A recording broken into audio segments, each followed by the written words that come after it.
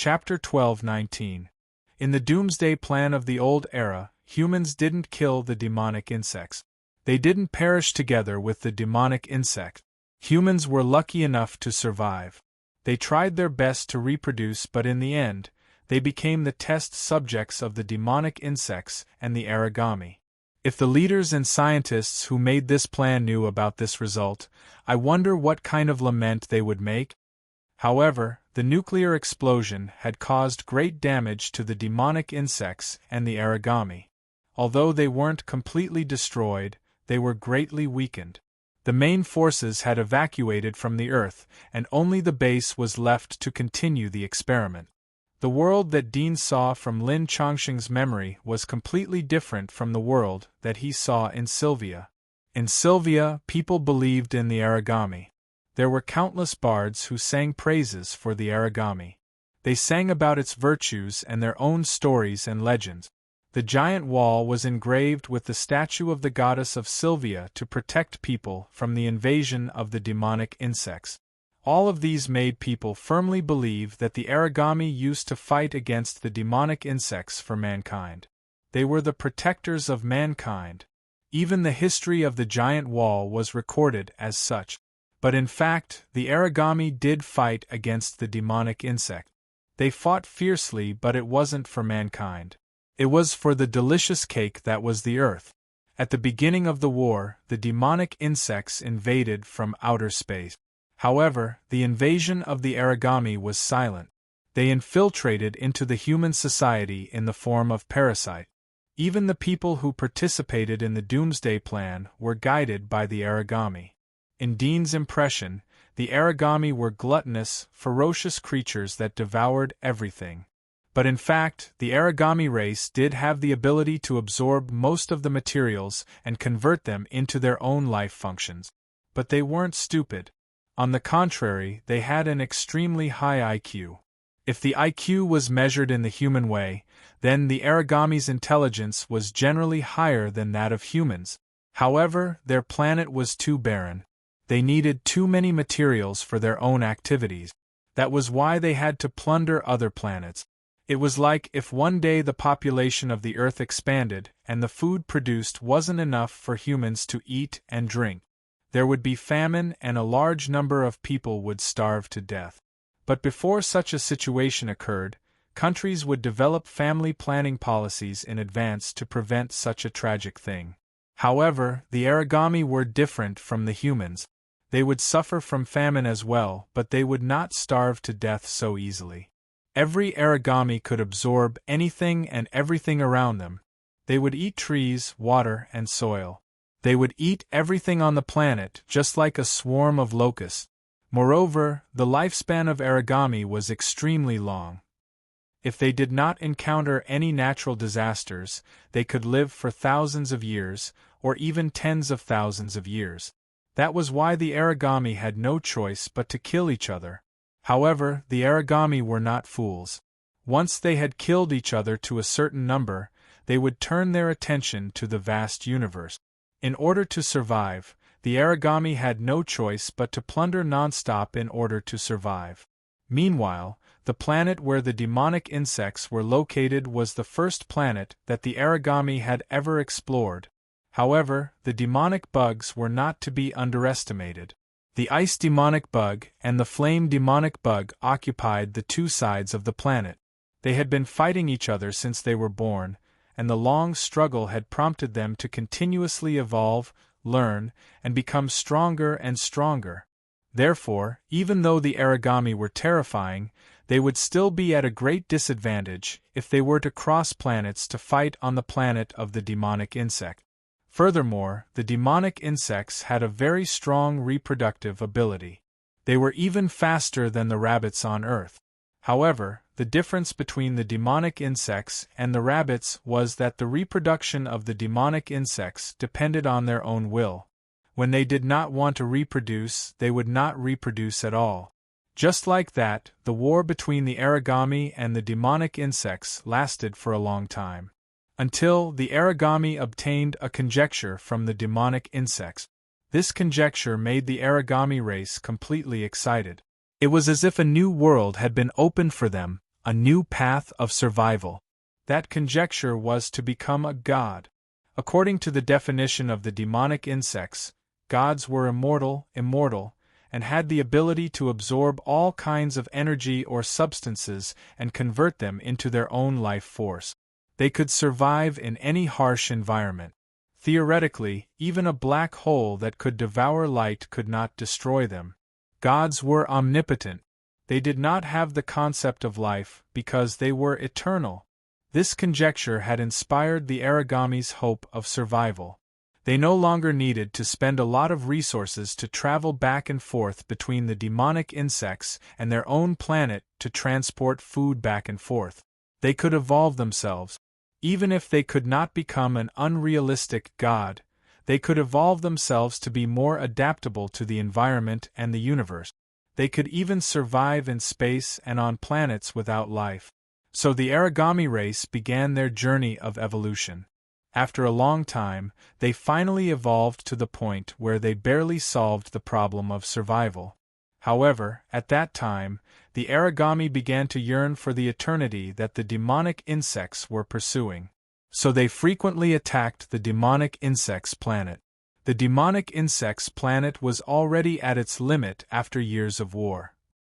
Seeing that it was about to collapse, the great sages of the demonic insects and demonic insects had to work together to discuss countermeasures and find a way out. So they migrated their spaceships and wandered in space, preparing to migrate to a new planet that was suitable for living. When they were migrating, they did not notice that the Aragami were secretly following them. When it came to exploring the stars, the Aragami were more advanced and professional than the demonic insect. After all, in order to survive, they had been searching for a new planet that was suitable for living even before the demonic insects stepped out of the ancestral planet. During their long wandering, the demonic insects found the visitor signal that the humans had sent to the outer solar system. Through the feedback of the signal, they locked onto the position of the solar system and found Earth. Countless human scientists explored the stars. They felt that humans were too lonely in the vast universe, so they wanted to find aliens. However, on that day, the demonic insects arrived in a majestic and gloomy spaceship. The entire Earth fell into an unprecedented panic. When the demonic bugs were invading Earth, the Aragami that were tailing behind them had quietly descended upon Earth. With their parasitic characteristics, they had blended into the human population and quickly figured out the human society and civilization. It was just like the first time they invaded the demonic bug planet. The information was found by Lin Chongqing from the demonic insect's spaceship and the Aragami's spaceship. There were some incomplete spaceships of the Aragami and the demonic insect's spaceships all over the Earth. Dean still remembered the scene of the demonic insect's arrival. From the TV, he saw a huge spaceship emerging from the clouds and descending over the city like a mountain. The entire city fell into panic. No one knew that it was the doomsday of mankind. The enemies that mankind faced were not only the demonic insects, but also the terrifying Aragami that had infiltrated the human society. In front of these two races that could cross the stars, mankind was like a child. They could not withstand a single blow. Even the most powerful nuclear weapons couldn't change the outcome. The Earth still fell into the hands of the Aragami and the demonic insect. After the catastrophe, the Aragami and the demonic insects reached a balance. They found that the Earth was not only suitable for living, but the humans on the Earth were thermostatic creatures. According to the experiments of the demonic insects, the only feasible way to become a god was to combine the extreme powers of the ice and the flame insects. Then they would achieve a certain balance. Then they would be able to live forever. Thermostatic creatures like humans were an opportunity for the demonic insects. They tried to borrow the human body to find the balance between ice and fire. However, ice and fire were two extremes. The ordinary human body couldn't withstand it. So they tried to change the physique of humans. So they built a base on the Earth. That was the Federation, the Fire Dragon country. On the other side, The Aragami were aware of the intention of the demonic insects and built an imperial base. All three parties were doing their best to develop and research. They knew that if one of them was the first to create a god, then the other two parties were bound to be struck by lightning. They would either be destroyed or reduced to food. The law of the jungle was the only unchanging law of the universe. It wasn't only the humans who were experiencing the doomsday. The Aragami and the demonic insects were also suffering. Countless other animals on the earth were also in this doomsday. Where was the true face of the virus? Who would be able to stay out of trouble?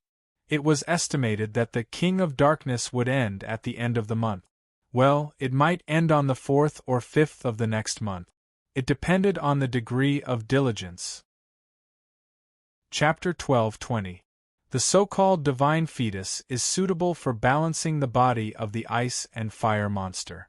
It is also the purpose of the monster and the Aragami. That's why there is a monster research institute in the giant wall.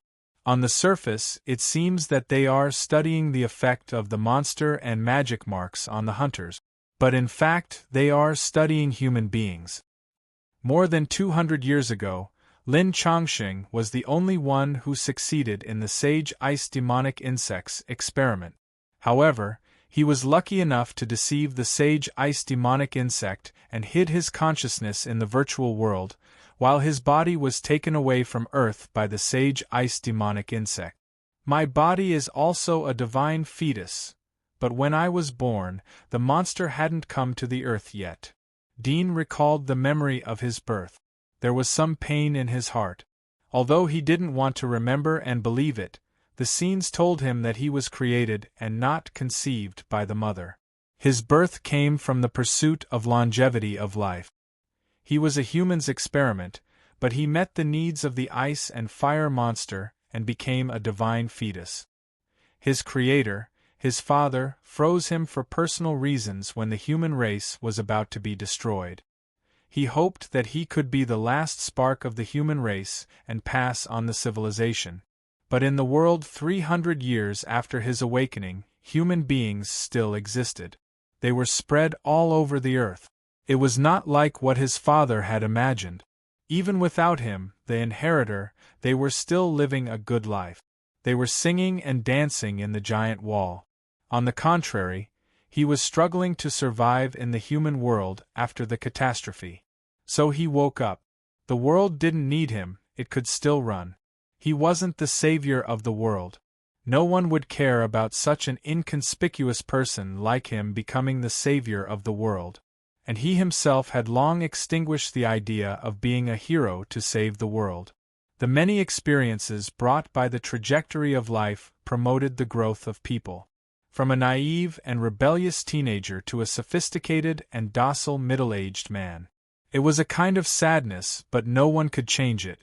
It was like the law of the earth around the sun. It was irreversible, and he enjoyed it. Now that Lin Chongqing is dead, the Federation is a group of dragons without a leader. Let's recover the Federation first and then chase after the Demon Emperor. Let him prepare and catch him in one fell swoop. Dean thought of the current situation. The world that used to be hazy was now completely clear in his eyes. The three major forces divided the world into three parts. The monsters and the corpse kingdom were nothing to worry about. It was clear how to deal with and consider. This was because he was standing at a high position and could see far, but it also made him lose interest. Some things were painful to see too clearly. Before we reclaim the Federation, I'll separate my body first. Dean glanced at the Aragami girl. Through telepathy, he knew that they were in the same community, but it was not a pure symbiotic relationship. No one could leave the other. One had to know that when this desolate god girl was born, she came out from his body. Even without him, the desolate god girl could still live. However, he, who had spontaneously combusted, was definitely going to die. In order to preserve his life, the desolate god girl used her own body to nourish him.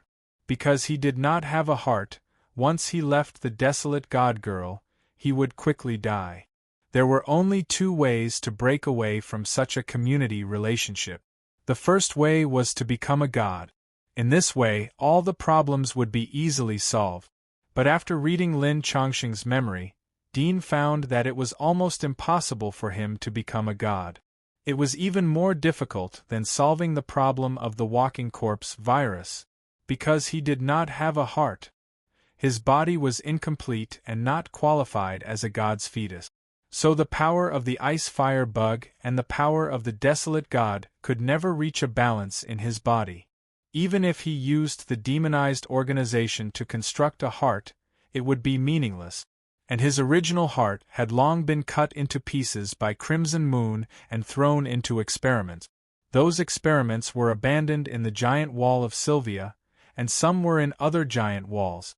They had long rotted and turned into maggot feces. However, even if he couldn't find the original heart, there was another way, and that was to find a replacement heart. However, the replacement heart could not make him a god, but it could let him leave the desolate god girl and live alone. The stronger the replacement heart, the stronger the power he could use. And right now there was an excellent replacement heart, and that was the mechanical heart. From Lin Chongqing's memory, Dean knew the use of the mechanical heart. It was not only used on machines like the mainframe, but it could also be embedded in the body to replace the heart. However, to be able to use the mechanical heart, one must have a king-level body like him. If it was an ordinary person or even a powerhouse from the abyss, they would not be able to connect to the energy port of the mechanical heart, let alone withstand the terrifying energy of the mechanical heart. Previously, Lin Chongqing was able to use the body of the desolate god to fight with the desolate god girl, and it was also because of the energy of the mechanical heart. Before he was ready to embed the mechanical heart, Dean used telepathy to ask the desolate god girl, if he left her body, would she still treat him like this? But the answer he got was yes. This time Dean was relieved. From the fact that the latter broke out of the heart and took the initiative to protect him, it could be seen that it was not because of the community that made her so obedient. He first extracted his body from the body of the desolate god girl, and in the process, the latter also took the initiative to help him separate out the cells that belonged to him. It fell to the side of the snow like a lump of soft meat, and then the inside of the soft meat constructed a skeleton, internal organs, and other things. Slowly, it stood up and turned into a slender young man, which was Dean's original appearance. At this time, he had completely separated himself from the body of the origami girl. He instantly felt an unprecedented emptiness in his heart. It was even more desolate than this snowy world. He could not wait to stuff something into his heart to fill up this indescribably uncomfortable feeling. So he quickly grabbed the mechanical heart beside him, melted his palm, wrapped it around his hand, and pulled it into his chest where his heart was located. Then, he used his flesh and blood magic to create an interface and connected it to the mechanical heart. Instantly, two thumping sounds could be heard, causing his entire consciousness to buzz. The next moment, the strong beating became more and more clear, and the abnormal, uncomfortable feeling in his heart also disappeared, replaced by a vigorous energy that filled his whole body, as if the blood in his body was roaring, full of power. Is this the energy of the mechanical heart? No wonder it can drive the spaceship to jump between the stars. It's enough to let me squander my body at will, unlike before, when I used too much force and my heart couldn't bear it. Dean felt the vigorous power in his body, and tried to use his fingers to quickly transform into different tissues, such as cutting blades, magic claws, shields, and so on. Hundreds of kinds of abilities flashed at his fingertips, and the speed of the demonization was extremely fast, even faster than the previous full speed. Please remember the original domain name of this book. Mobile version website. Chapter 12:21. With the help of the mechanical heart, Dean felt that he could defeat the demon emperor by himself even without the help of the origami girl. After all, even if his body was incomplete, it was still a divine fetus. It was far stronger than the previous origami that Lin Chongqing controlled. Now that he had regained his freedom and extraordinary power, Dean didn't delay any longer. He immediately set off. The first step was to eat the Federation. The Federation was still in panic. Except for the first batch of refugees who hid in the underground shelters, the rest of the people were hiding in their homes or running to the temporary safe houses built by the military to seek shelter. The Federation had never suffered such a disaster before. The shelters that were prepared in the past couldn't accommodate the residents of the cities. The corpses of the soldiers of the Empire could be seen everywhere on the street. When Lin Chongqing gave the order to activate the nuclear bombs, the army of the Federation that had been obedient rebelled. Several military giants took the lead to resist and beat back the troops of the Imperium that were keeping an eye on them. They seized control of a few cities and then contacted the generals in other cities, preparing for a counterattack. There was no lack of wise people in the Empire's army. They quickly found out about the secret contact of the Federation military. A bloody battle of resistance and conquest began. In addition to fighting against the soldiers of the Empire, the Federation military also had to fight against some military leaders who had betrayed the Federation. These military leaders had the military secrets of the Federation. They would be promoted if they surrendered to the Empire. They cooperated with the soldiers of the Empire and exposed many of the strategic arrangements of the Federation military. This made the counterattack particularly difficult. Fortunately, the Terrace Consortium actively cooperated with the military. They invested a lot of mechanical armors and forcefully reversed the situation. The other three consortia didn't make much movement. They seemed to be waiting for something. Clearly, they were waiting for the outcome of the battle between the Demon Emperor and Lin Chongqing.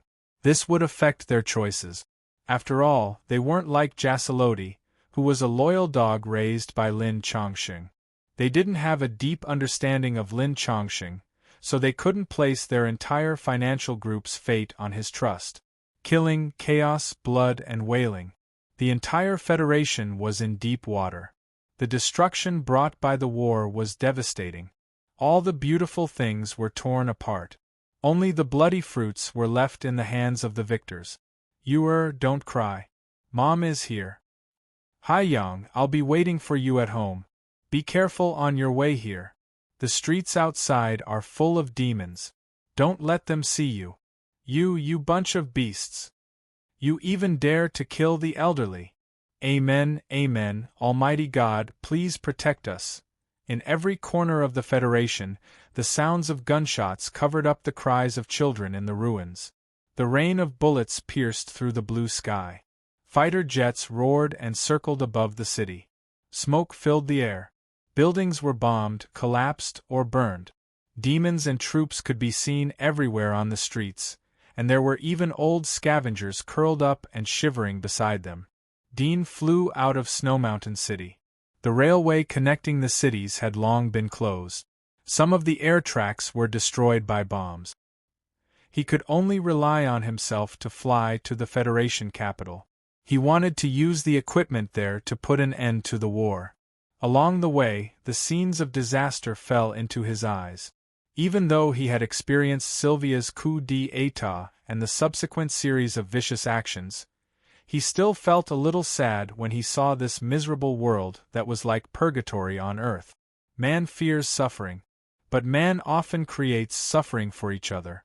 On the battlefield, everyone was innocent, but no one was worthy of sympathy, because everyone was pitiful.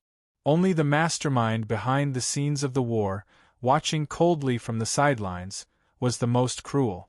Dean didn't expect that the Demon Emperor didn't order the withdrawal of the soldiers. Once he left, the remaining forces wouldn't be able to compete with Lin Chongqing. They would be sacrificed in vain. Unless the Demon Emperor thought that Lin Chongqing would be killed. He doesn't know of my existence, so he thinks that after killing Lin Chongqing, he will destroy everything. But he won't rule the Federation like a human. Dudian looked at the girl who was flying next to him. He was able to survive this time.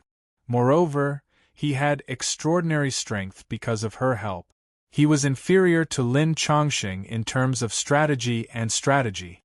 Dudian was defeated by Lin Chongqing. Unfortunately, man proposes, God disposes. This time, luck was on his side. What should I call you in the future? Dean asked her. The origami girl looked at him in puzzlement. What should I call you?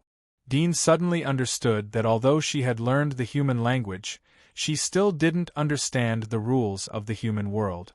He thought for a moment and said, You are not a human, so you don't need to have a human surname. After you were born, the first sound of your word was a, so use it as your surname.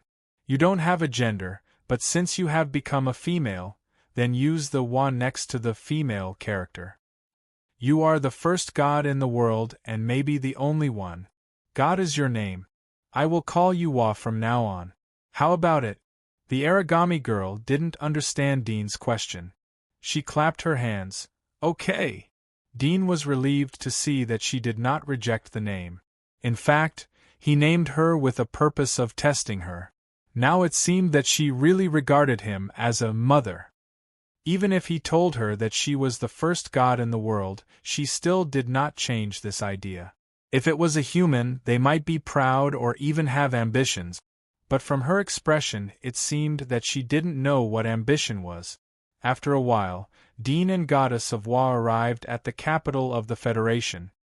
He parachuted into the city and found that compared to the chaos in other cities, the war in the capital had already ended. He could see from the soldiers in uniform that the city had been captured by the Federation military. Dean and Wa came to the government building in the capital. They saw a large number of armors and tanks lined up on the spacious streets. The nearby streets were built to be extremely spacious because of the military parade. But at the moment they were fully armed. Dean used his X-ray vision to scan the depths of the building. He saw a large number of figures walking between the floors. Dean found a group of big shots wearing general badges. They gathered in a well-defended office for a meeting. There was a projection of the war situation in other cities.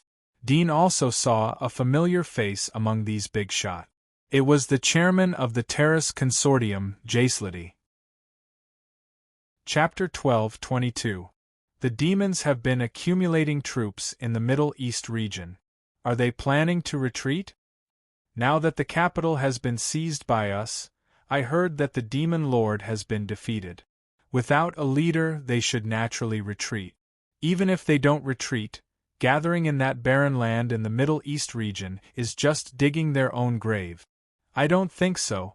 The terrain in the Middle East region is flat and not good for defense. If they want to retreat, they shouldn't choose to gather here. Aren't they afraid that we will wipe them all out? I feel that with the demons' brutal and bloodthirsty nature, retreat is fake. They most likely want to use this place as a springboard to directly attack the capital. Directly attack the capital? General Nye must be joking. The Middle East region is separated by 2 large rivers, countless ferocious beasts in the rivers, and separated by 8 mountains. The railway tracks are completely sealed. How long would it take to march to the capital from outside the city? By the time they make it halfway, our missiles would have already bombarded them. As far as I know, there is a secret canyon that can directly lead to the capital. However, the canyon's environment is harsh and is occupied by steel snake. These steel snake are venomous creatures to us, but they can't withstand a single blow from the demons. If they advance through the canyon's secret canyon, they can greatly shorten the distance to the capital. Then, they can make a detour from the canyon to Meifeng mountain range and attack the southwest arsenal of the capital. It will be a huge blow to us. In the conference room, when everyone heard General Nye's words, their disapproving expressions turned solemn and their pupils constricted. If it was really as General Nye said, once the demons succeeded, the consequences would be unimaginable. Someone immediately suggested to inspect the canyon's secret canyon. Soon, the map projection on the table was enlarged, and a long curved canyon with a large number of red heat sources could be seen. One had to know that this canyon was full of steel snake. There were few people here, so how could there be heat sources? General Nie's words immediately came true, and everyone's expression changed. These demons are despicable. The demon lord has already retreated, yet they still want to attack our Federation and look down on us. Outrageous! We will set a trap in the canyon and bury them while their army is advancing. Everyone was furious and decided to attack the demons. At this time, someone asked the quiet Jasaloti, "Chairman, you said that the demon lord has retreated and was defeated by the god of science and technology. Is that true?" As soon as this was said, everyone's eyes fell on Jasaloti. "Of course it's real." Jasaloti came back to his senses and saw a hint of suspicion in everyone's eyes. He snorted coldly, "Do you think I will lie to you? Do you think that the Sir God of Science and Technology is no match for a mere demon overlord? Don't forget who helped you take back the armory in the capital." When everyone heard this, they retracted their gazes. The person who had asked earlier hurriedly smiled apologetically and said, "Chairman, you're being too serious. Of course, we won't doubt the great god of science and technology. Since the demon emperor has left, and his army is still determined to attack the Federation, why don't you ask the other 3 consortiums to attack together and cooperate with us to completely destroy these damn demons?" Jasaloti snorted coldly. Just as he was about to speak, the wall of the conference room suddenly exploded with a bang. Dust flew everywhere, and steel bars protruded out of the wall. The steel plate embedded in the middle was also pierced. The steel plate was electrified, and at this moment, sparks were flashing from the hole. A slender and cold figure stood in the dust, stepping on the crushed stones on the ground and stepping into the conference room. "Who are you?" "Men, guard!" "Attack of the demon clan? How is it possible?" "Guards!" The generals and the senior leaders of the Terrace Financial Group in the meeting room were all shocked. Their expressions changed drastically as they looked at the figures that had broken through the wall. This was their headquarters, and there were countless guards, mechas, and war chariots outside. However, the enemy had charged right in front of them. At this moment, they were no different from naked lambs. They were, after all, just ordinary people in front of the demon race. "Noisy!" A cold snort sounded, and the dust was sucked away by the wind outside, revealing Dean's figure. His cold eyes looked at the people in the conference room, and there seemed to be cold electricity flashing in his eyes. Through genetic enhancement, his spiritual force covered the whole conference room. A cold snort interrupted all the exclamations, and shocked everyone's mind, making them feel dizzy. "It's you!" Jasaloti was shocked when he saw Dean's face. He jumped out of his chair and cried out in alarm. At this time, the sound of mechanical armors echoed from outside. The sound of uniform footsteps came from outside. It was the guards who had followed Dean. Generals and consortium directors were relieved as they heard the sound of the guards. Someone saw Jasaloti's abnormal behavior and immediately asked, "Chairman, do you know this person?" Jasaloti's eyes were wide open as he stared at Dean. Dean glanced at him. "Don't think about it. Your so-called god of science and technology has been destroyed by me. From now on, I will be the leader of the Federation. Anyone who disagrees will die. Anyone who resists will die." "Nonsense. Which king of the demon race are you? Tell me your name." A burly general shouted in anger. Although he seemed angry, but his words were calculated. The first purpose was to understand Dean's identity. After all, the Federation was the old enemy of the Empire. The spies of the Federation had been collecting information about the abilities of the kings of the Empire. If they knew who Dean was, they would naturally know his abilities. They could find a way to defeat him. The second purpose was to stall for time. He believed that Dean wouldn't kill everyone outside. After all, if something happened, the outside would be the first to inform them. Therefore, he judged that Dean had used some means to force his way in. He wanted to capture all the leaders so that the Federation would be without a leader. Therefore, the best choice was to stall for time and wait for rescue. Noisy. Dean's face was indifferent as he raised his hand. A ray of light shot out from his fingertips and pierced through the general's forehead. The general's body stiffened and his consciousness disappeared. It seemed that he didn't expect that Dean wouldn't play cards according to the rules.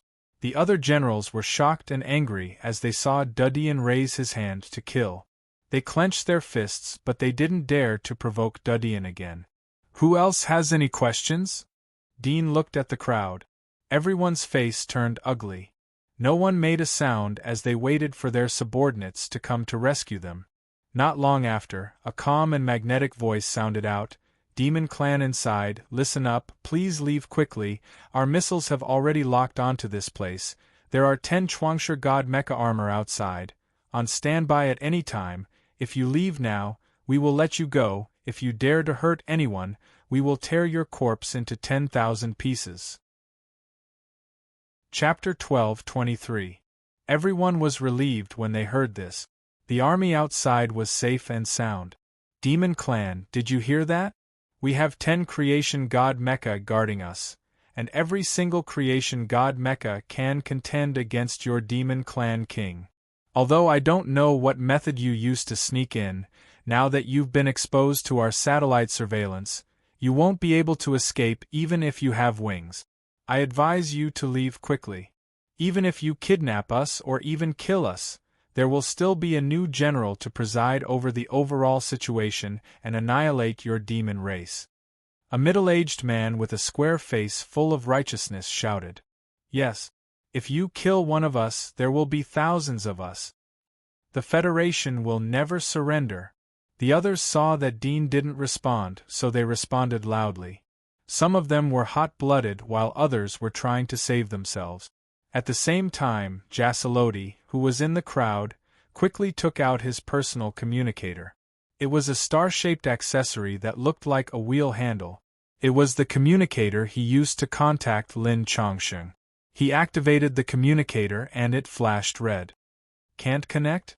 Jacketti's pupils shrank. He was shocked. This communicator could contact Lin Chongsheng at any time. Lin Chongsheng lived in the virtual world and didn't have the concept of hibernation. Even if he was in hibernation or busy with other things, he could still sense Jacketti's communicator or use his clone to take over the communicator. There had never been a situation where the connection couldn't be reached. His heart shook as he thought of Dean's words. Was it true? Was Lin Chongsheng really dead? As the chairman of the Terrace Financial Group and the only person who had come into direct contact with Lin Chongsheng, he knew better than anyone in the Federation how unfathomable Lin Chongsheng was, how intelligent he was, and how cunning and vicious he was. Such a person had countless mechanical armies in his hands. He could control the Federation's missile launch at any time. The entire military power of the Federation was equivalent to Lin Chongsheng's hands and feet. He was almost an invincible god. He couldn't think of any way to kill him. He was a god. Noisy. Dean said indifferently. I'll give you one more chance to choose. Live or die. Dean indifferently glanced at everyone. When everyone saw his eyes, their blood and anger quickly cooled down. It was as if ice water had been poured into them. They felt cold from head to toe. Dean slowly raised his hand. The next moment, his 5 fingers suddenly burst out and turned into a black blade that was tens of meters long. The entire roof of the conference room was cut open and crushed. In less than 1/10 of a second, all the powder was shaken out. The conference room was located at the bottom of the most solid building in the government building. It was more than a dozen floors high. At this moment, all the dust dissipated and revealed the blue sky. The sunlight shone down, shining on everyone's bodies. Everyone was stunned and raised their heads to look. It was as if they were peeking at the most beautiful ray of light from the depths of hell, feeling incomparably dazzling. With a wave of his hand, a 3S-level security building was turned into ashes. However, Dean's action didn't stop there. The demonic blades extended from his 5 fingers and extended for tens of meters. Like 5 thick chains, they suddenly penetrated the chests of 5 towering mechas that were more than 10 meters tall. That was the cockpit of the mechas. The mecha operators inside were killed on the spot. The strong composite B-shaped shell could withstand the bombardment of countless rockets, but at this moment it was easily penetrated like a piece of paper. When the 5 black chains retracted, the pulling force pulled the 5 Genesis God mechas, and they crashed to the ground. The tremors made people's hearts jump. Many generals and consortium directors were stunned. They couldn't believe the horrible scene in front of them. Without the obstruction of the wall, the many guards surrounding the conference room were all exposed. It was as if they had been stripped naked in a world of ice and snow, and there was no way for them to hide. All of the guards were dumbfounded, especially when they saw the 5 Genesis God mechas collapse. They felt as if the entire world had collapsed. These were the most powerful mechas in the Federation. Their ingrained image of power collapsed in an instant. The scene was deathly silent, and it continued for over 10 breaths of time until someone's legs went weak and fell to the ground. Only then did the others wake up as if from a nightmare, and they noticed that their entire bodies were drenched in cold sweat that drenched their clothes. No, it's impossible. Lodi was the calmest. However, he couldn't help but scream in his heart when he saw the horrifying scene. At this moment, he was completely convinced of Dean's words. If Lin Chongqing wasn't killed, it was impossible for an existence like Dean to appear here without any warning. The reason why he participated in the military meeting and didn't take advantage of the chaos to seize power was that he knew that Lin Chongqing was still alive. As long as Lin Chongqing was alive, even if the entire Federation collapsed, he could still make a comeback. On the contrary, if Lin Chongqing was dead, then the entire Federation would be torn apart even if there wasn't a civil strife caused by the invasion of the demons. Is it difficult to make a choice? Dean looked at the silent crowd and said indifferently. There was a trace of killing intent in his voice. It seemed that he had lost his patience. I'm willing to be loyal to you. A panicked voice came from the crowd. It was a fat man in a suit. His legs were trembling. From his appearance, it could be seen that he was a director of the consortium. People of any class had a tendency to follow the crowd. When someone took the lead, there would be others who would follow. The other directors immediately expressed their positions. Many generals' faces changed as they looked at Lodi. Lodi's expression changed for a moment. Under Dean's indifferent gaze, he finally gritted his teeth and said, "I have no objection." Many generals' faces turned ashen.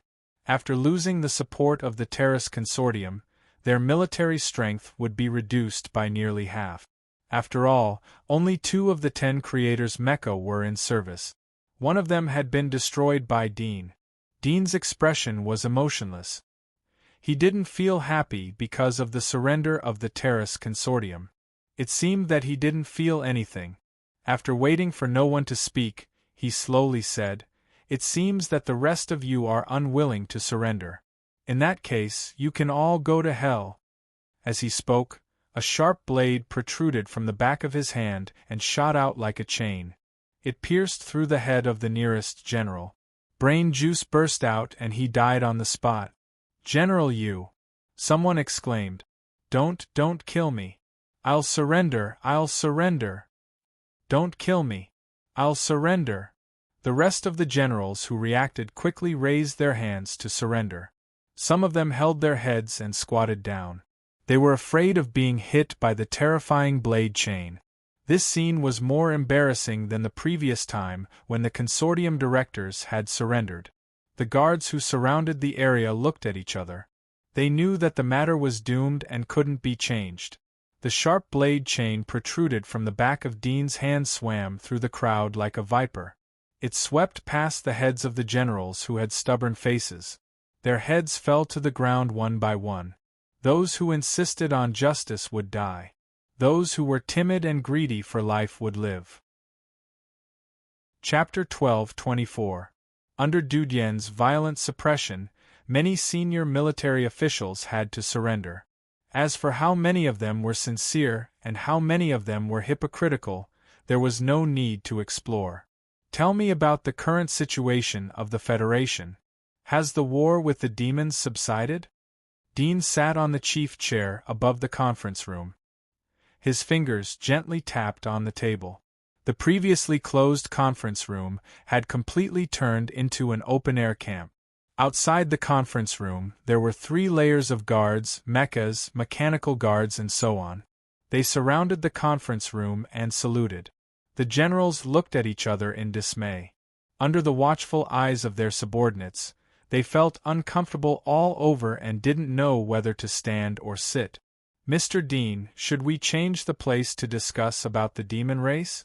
After all, it's related to the war situation of the entire Federation. In case there are demon spies. Jaislady bit the bullet and said to Dean. However, he wasn't able to finish his words as he was interrupted. No need. Dean waved his hand and indifferently looked at him. I have to correct you. I have just said that the Federation will be under my control from now on. This is to tell you that the Federation system has ended and will be replaced by an Empire system. There is only one voice here and that is me. My status is equivalent to the Emperor of an ancient dynasty. By calling me Mr. Du, you are looking down on my authority. Since this is your first offense, I will let you off this time. If anyone else makes such a stupid mistake in the future, I will not be able to see their heads anymore. Everyone's eyes shrank as they heard Dean's words. They secretly shouted dictatorship in their hearts. But they didn't dare to speak out. Especially those who had their vital interests deprived. They clenched their fists and buried their heads so that Dean wouldn't see the hatred and anger in their eyes. I know I was wrong. Emperor Dean.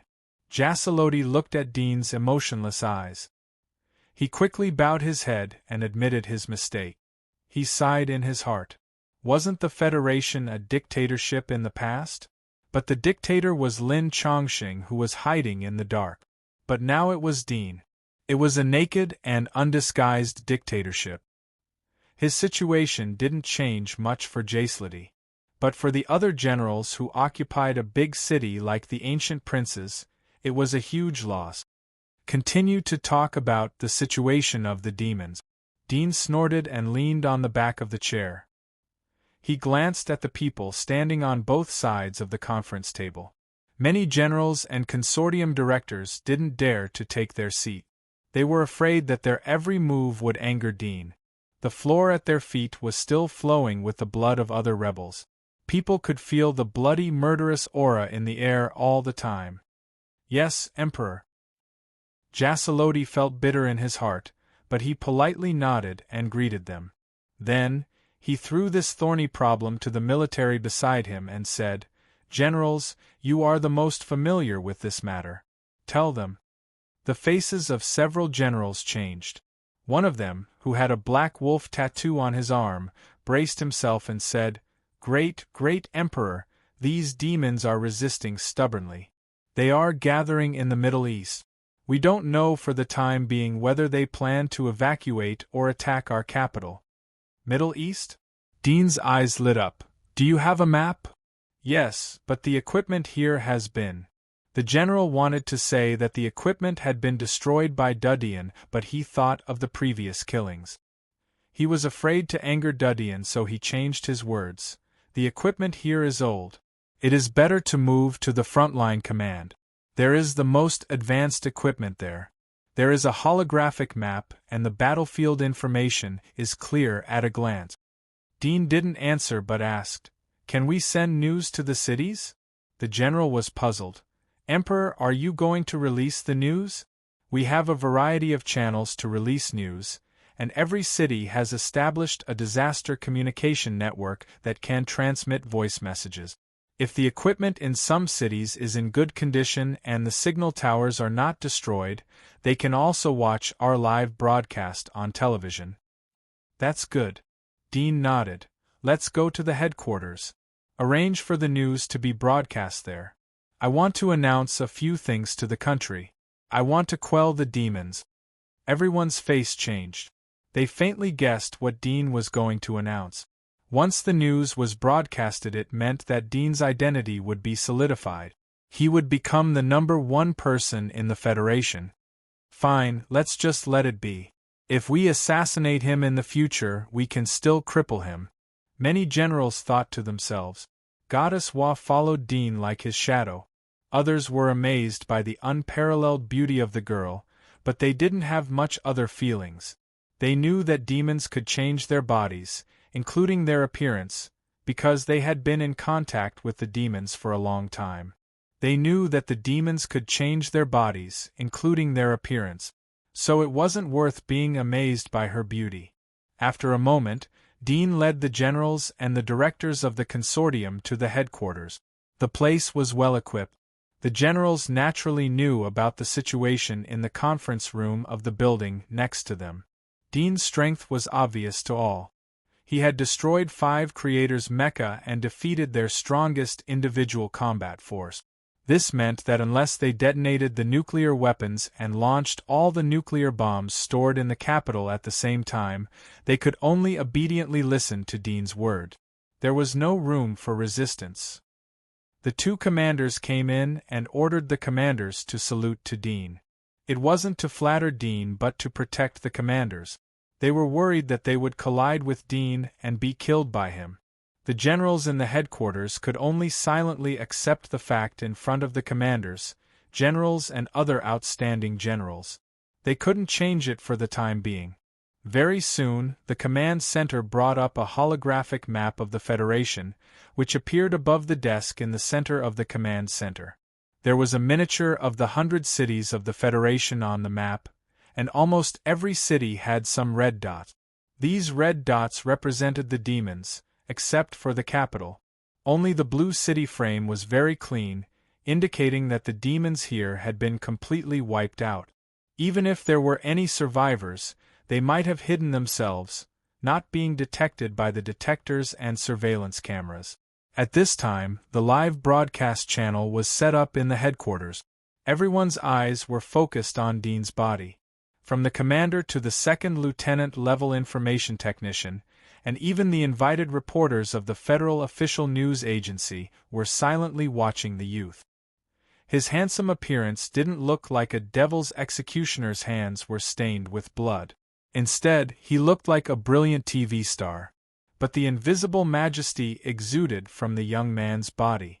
It was unintentional, but it made people feel an inexplicable sense of fear. The entire headquarters was silent. No one dared to make any sound for fear of alarming something. Dean asked the commander next to him to bring him a pen and paper. He quickly wrote a press release and handed it to the reporters. This was the opening of the news. The purpose was naturally to attract the attention of the residents of the Federation who were in deep trouble at the moment. The press release solemnly told them that God had descended and would immediately come to save them. What could be more exciting than this moment when everyone was in a state of panic and unease? The reporter who received the press release quickly glanced at it. Soon he was shocked by the content of the press release. He couldn't help but look up at Dean. This person actually claimed to be a god? The shock lasted for a short time. The beautiful presenter who graduated from a top university and was responsible for reading the press release felt the cold atmosphere in the air. She didn't dare to question or ask any questions. No matter how unbelievable the content was, she decided to broadcast it. When the live news started, she immediately adjusted her expression and posture and recited the press release that she had previously quickly recited. At the same time, the communication stations all over the Federation, old radios, video websites on wristwatches, and even TV sets that were popular with the elderly, were broadcasting or reprinting the latest government news from the Federation capital at the same time. In this period of disaster, countless people were looking forward to the movement of the government. Therefore, when the news was broadcasted, countless people saw the news. Some cities were under the attack of the demon race. The TV signal and network equipment were destroyed, but they still had radios. For the education of the Federation, Most ordinary people could dismantle their TV sets or wristwatches and transform them into radios. The radio was an antique, but it still existed. In the minds of some warriors who went out to hunt, the radio was better than the wristwatch because the wristwatch couldn't connect to the network in the wasteland. However, the radio could listen to the sounds from the Federation cities. The demon race has disturbed the order of the world. The great God has come to punish the evil demon race. The God has said that the demon race will completely disappear from the Federation in one day. Everyone in the disaster, I empathize with you. Please hold on. Your prayers have come true. The God has really come, the beautiful host said excitedly in front of the camera. Her voice was high-pitched, and she displayed an extremely professional standard. However, in her heart, she didn't believe a single word that came out of her mouth. If there was a God, then why would God allow the existence of the demon race in the world? However, people in despair wouldn't think about these things intellectually and rationally like her. Even for a small number of rational people, even if they were in despair, they would feel that these words were very unscientific. However, the legend of God had been circulating in the Federation. After all, the demon race existed. Shouldn't there be a God? This wasn't the materialistic society of the old era. Although the Federation's technology was ahead of the old era, but in such a world environment, most people always believed that there was a God in the world. Dean had absorbed the memory of Lin Chongsheng. He had a deep understanding of the thinking of the Federation's civilians. The most important thing was that no matter whether others believed it or not, he would use facts to prove it. After all, seeing is believing. Many generals silently listened to the passionate performance of the beautiful host. Their eyes fell on Dean. They felt strange and sad at the same time. A demon race had run in front of them and declared that he was a god. However, they couldn't refute it. Very quickly, the beautiful MC finished her press release, and the camera switched to the command center. Many generals and directors of the Terrace Financial Group were gathered there, including the famous Ceciloti in the Federation. It was a dazzling scene, and anyone who saw it would feel excited and excited. This meant that the Federation had not fallen, and they were still fighting against the demon race. Two extraordinary faces stood in the middle of the crowd. Dean's cheeks had become more and more handsome after he had evolved into the Abyss Walker. It wasn't an exaggeration to say that the appearance of the snail god was a calamity that could cause the downfall of a city. Her beauty was impeccable. The two of them stood together like gods. The ordinary, rough, and ugly faces of the other generals were covered. It was a strong contrast. Is this God? What a beautiful girl. What a handsome guy. Is there really a God? How is it possible? Is it fake? Countless people who saw the scene through the live broadcast were surprised. Some people who were in a relatively safe environment had fallen into the illusion of Dean and Goddess of Wa. Are these the cities that were invaded by the demon race? Dean pointed at the holographic projection and asked the commander next to him. The commander was at a loss. Didn't I tell you before? Why are you asking again? Soon, he thought of the live broadcast. Dean was deliberately putting on a show. As for the purpose, he couldn't guess it. But most likely it was to confuse the world. Yes, the red dots on these cities are the invading demon race. The commander was very cooperative. He was trying to figure out Dean's intention. As for tearing off Dean's mask in front of the live broadcast, he wouldn't do it. Godwa, do you remember all of these cities? Especially the Middle East region. Most of the demons are gathered there. Go and destroy them. Dean turned to look at the snail god. His voice naturally spread out from the live broadcast. Goddess of Wa? Countless people were excited and curious. Some of them had a skeptical attitude. Yes. Goddess of Wa nodded obediently. Are you waiting for me here? Yes, I'll wait for you here. Come back quickly. Dean smiled. Then I'll go. Goddess Wa grinned. Her perfect face once again stunned everyone. Even the generals who knew the truth couldn't help but take a few more glances at her, feeling a surge of heat in their hearts. Dean sent a telepathic message to her. Goddess of Wa understood and smiled. She seemed to find it very interesting. Her body exuded silver hazy light. A pair of snow-white and beautiful wings stretched out from her back. It wasn't as ferocious and brutal as the wings she used in the previous battle. She was like a fairy in the moon, a fairy that existed in myth. She had a beautiful face, beautiful white wings, and her whole body was covered in a hazy divine light. Her body slowly floated up, and with a whoosh she disappeared through the dome wall of the command center. However, the dome was not damaged at all, and the camera outside the command center immediately switched, capturing her back as she shuttled out of the building and soared into the sky. If she wasn't a goddess, then what was she? All the people who saw the scene were shocked. What followed was incomparable excitement and excitement. Some people even had tears streaming down their cheeks. Someone had finally come to save them. No, it was God. God, you are finally willing to care for us. At this moment, many cities that were under the attack of the demon race cheered. Their prayers had come true. They didn't need to hide under the dark bed and shiver. God would come to save them. Some people looked out of the window, hoping to see the beautiful figure flying over the sky.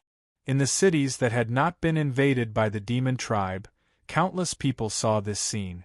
Some of them were incredibly excited, while others maintained their rationality. They were skeptical, but most of them believed it. After all, this miraculous scene was real. Secondly, there were a group of generals wearing countless shining medals guarding the scene. There were also many directors of the Terrace Financial Group, as well as a legendary figure like Jaislity. None of these people refuted it. It was clear that they had admitted it. In front of so many authoritative figures, how could a fake trick be hidden from them? So most of it was true. Please remember this book's domain name.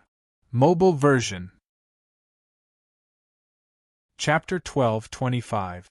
In front of the live news, Dean was surrounded by many generals and consortium directors. He looked up at the holographic image suspended in the air. The surveillance of the Federation couldn't detect Goddess Wa, but he could speculate her approximate position in his mind from the speed at which she left. Emperor, do we need to do anything? A major general saw that everyone was silent, so he couldn't help but ask Dean. In his mind, even if they were held hostage by Dean, but if they could use Dean to repel the demons, then they wouldn't be humiliated here in vain. No need. Dudian indifferently said. She alone is enough to deal with a low-level demon. You will watch from here. In less than an hour the Middle East will become a forbidden area for the demons. As soon as these words came out, everyone was shocked, including the audience watching the live broadcast of the news. They were all dumbfounded. One person could wipe out the demons in the Middle East in 1 hour? It should be known that this was a large area, not just a city. There were countless devils gathered in it. Let alone an hour, even if the federal army attacked for 10 days or half a month, they might not be able to capture this area. Dean didn't explain much. Goddess Wa was the first god of the earth. The demons in the Middle East didn't even have a king. The highest commander in the Middle East was the Lord of the Abyss. They were like babies in front of Goddess Wa. When he said 1 hour, he was giving Goddess Wa some leeway. He was worried that she would waste time because of her lust for fun. In fact, if it were him, it would not even take him half an hour to take the head of the enemy general and defeat the demons immediately. Hundreds of thousands of demons are gathered in the Middle East. They are disturbing the world and killing innocent people. Won't the civilians suffer if they can't be wiped out within an hour? Dean said again. The generals were dumbfounded. What Dean said was right, but he had to be able to do it. Some meticulous people heard the overtones of the word. It seemed that Dean was accusing the demons of killing and showing benevolence. But in fact he was talking about the hundreds of thousands of troops of the demons. Once the girl defeated the demons, then a more powerful image would be erected on her body. This image combined with Dean's previous words would undoubtedly make the masses believe that they were gods. If it wasn't a god who could repel hundreds of thousands of demons alone? Even they couldn't deny this point. They knew that even the king of the demons couldn't do it. However, if it was really the demon king, there was another way to force the demon king to retreat in less than an hour, and that was to issue an order. Wasn't it the same for the people to retreat in the name of the king of the demons? Cold sweat broke out as they thought of this. Was this a conspiracy of the demons? If they really succeeded, wouldn't they be able to take away the ruling power of the Federation without losing a single soldier? The more he thought about it, the more frightened he became. The originally slightly shocked and silent atmosphere suddenly rippled with uneasiness. Standing in the center of the crowd, Dean vaguely felt a trace of abnormality. His expression did not change, but he used his peripheral vision to capture the expressions and eyes of everyone around him.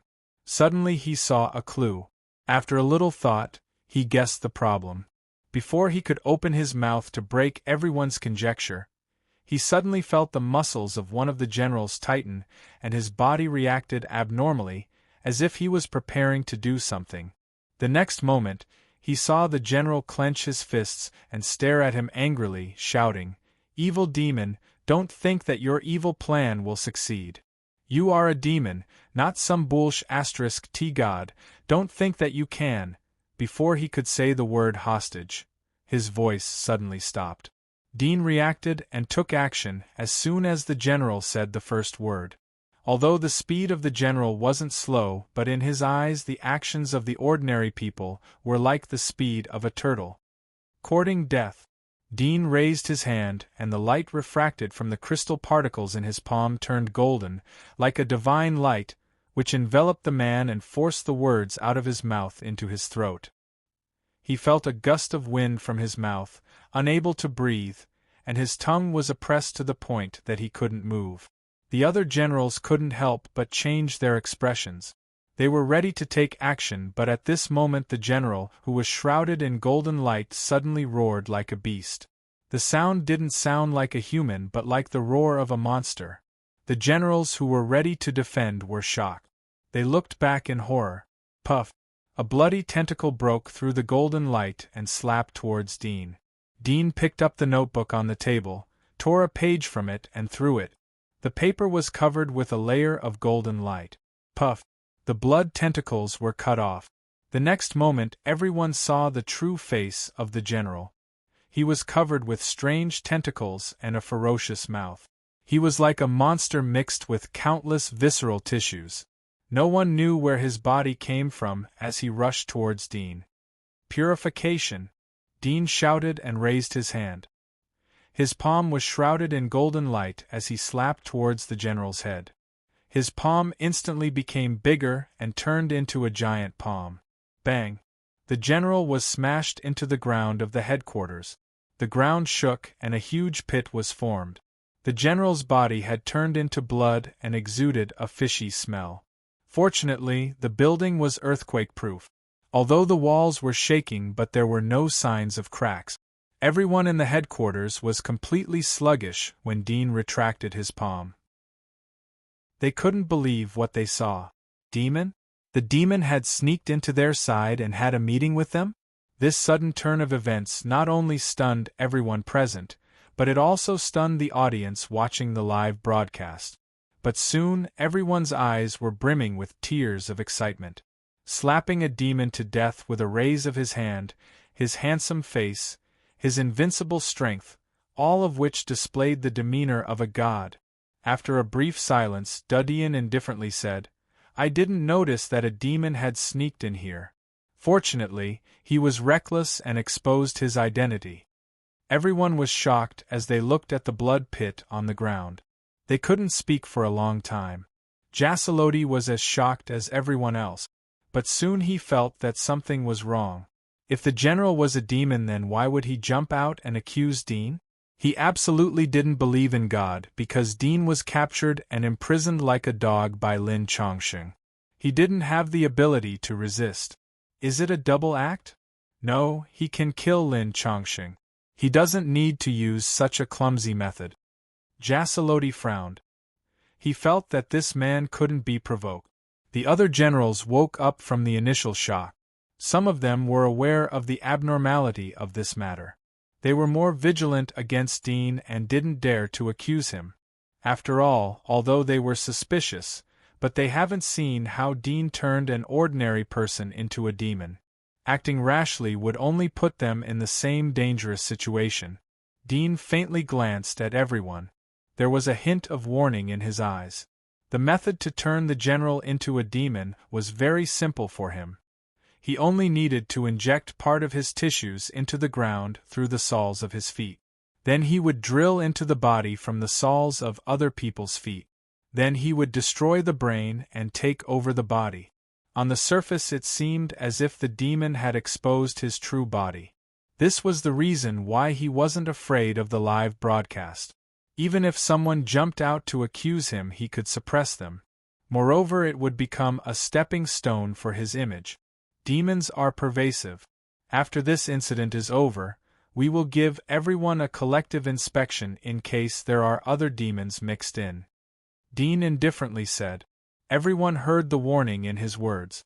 They felt that this man was 100 times more terrifying than a demon. Chapter 12:26. Dean estimated that God of War was about to arrive in the Middle East. Can you get the details of the cities in the Middle East? The two commanders and many generals couldn't help but look at the lieutenant general who was in charge of the battlefield information. The lieutenant general had never felt that the eyes of an outsider could be so sharp. He had a feeling of cold sweat. If he agreed, then it was tantamount to following Dean.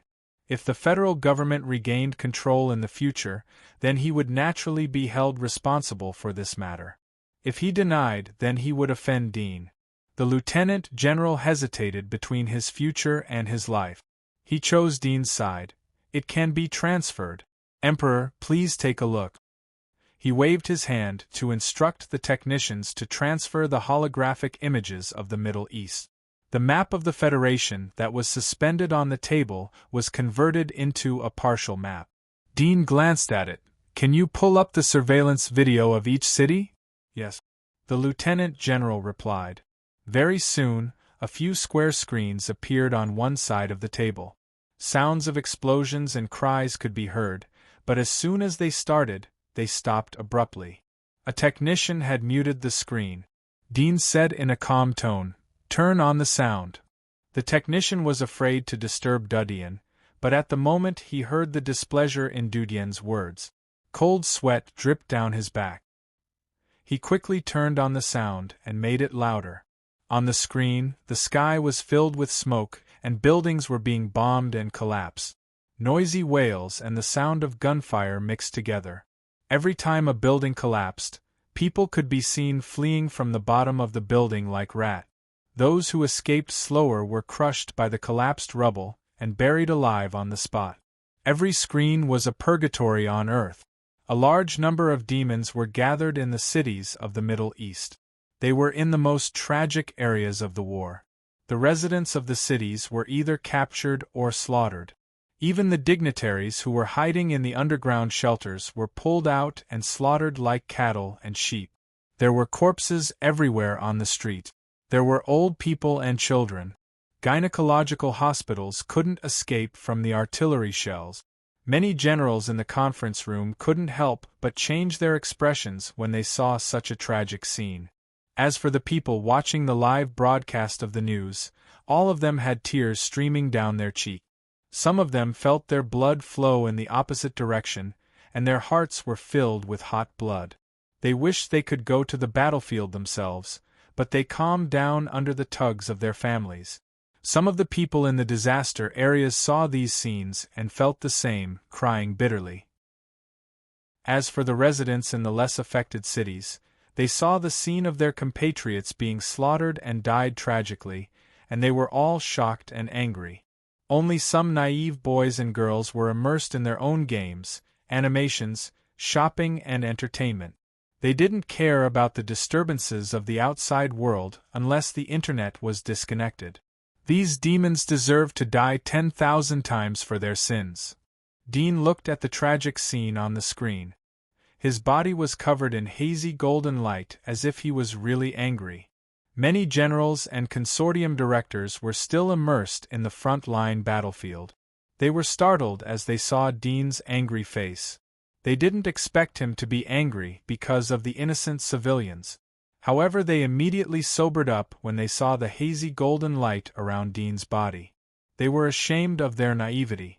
"Today, I'm going to expel and annihilate all the demons," Dean said solemnly as he looked at the live broadcast. Everyone was surprised. A general next to him couldn't help but ask, "Eliminate all the demons in one day?" "Yes, one day." Dean's eyes were cold. "Before the sun sets, all the demons in the Federation will be annihilated." Everyone looked at each other. They knew that Dean was acting. However, if he said this in front of the news, then wouldn't it be a slap in the face if the media in the cities exposed that there was a demon ransacking? Or was he really sure that he could order all the demons to retreat in one day? Suddenly, there was a burst of exclamation. The exclamation was so loud that everyone could not help but look in the direction of the sound, only to find that the sound came from the screen. A beam of divine light flew across the sky, and then they saw a beautiful figure like a goddess descending. Beautiful wings on her back and a perfect face. Wasn't it Goddess Wa who had just left not long ago? Everyone was shocked.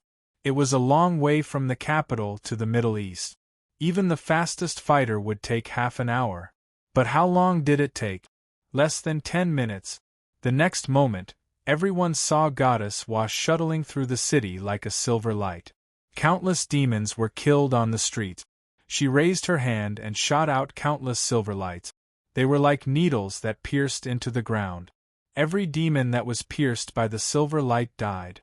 This scene appeared on the monitor screen and also appeared in the eyes of the people who were watching the live broadcast. The entire Federation was boiling. Even though they were in despair and danger, everyone was excited and howling. God had really come. God said that she would save them, and she really appeared on the battlefield to save them. Everyone in the command center was also stunned by Goddess Wa's strength on the screen. It was a bloody massacre. At this speed, not to mention 1 hour, she could kill all the demons in the Middle East in half an hour. Dean was surprised. He didn't expect that the monitor could capture Goddess Wa's figure. But since it had been captured, there was no need to continue the recording. In case she showed some cruel means and made people think of the demons, then it wouldn't be good. "Turn off the screen and look at the situation of the demons in the Middle East," Dean ordered. The screen was quickly turned off. The people in front of the live broadcast wanted to see more. At this time, everyone saw that the red dots in a city in the Middle East were rapidly disappearing at a speed visible to the naked eye. The originally densely packed red dots covered the entire city, but at this moment, like an eraser, they were forcibly erased, revealing the original blue outline of the pattern. "It's Blizzard City. She's killing the demons there. Hurry up. Contact the military and tell them to stand by and defend. Also send the previous video and tell them to do everything possible to cooperate with her." The generals knew that Goddess Wa wasn't acting. Dean was really going to kill the demons. It was a rare opportunity, so they immediately seized it to cooperate with Dean. At the same time, in the temporary headquarters built by the Empire in the Middle East, the changes in Blizzard City alarmed the Empire's upper echelons. They immediately held a meeting. Several generals of the Federation who had surrendered to the Empire got the news from their subordinates. They immediately connected to the network and saw the live broadcast of the Federation. Their faces changed dramatically. They immediately found the highest commanders of the Empire and the Lords of the Pit. After telling them about the live broadcast, the Lords of the Deep Caves immediately asked him to play the live broadcast. The upper echelons of the Empire saw the situation in the capital. They also saw Dean, who was surrounded by many generals. They also saw the video of Goddess Wa slaughtering the soldiers of Blizzard City. "Expel us in one day? Ridiculous. I'd like to see what will happen if she can't do it. Have you analyzed the woman's combat strength? A few moments later, the Empire's technician used the latest technology to analyze Goddess Wa's stats from the screen. Her combat power was estimated to be 30 million. According to the evaluation of the Combat Power Index, the 7 kings of the Empire had a combat power index of around 10 million. For example, the Radiant King and the newly emerged Crimson Moon King only had a combat power index of around 20 million. Although this was not their full strength, it could still be used as a reference for the evaluation.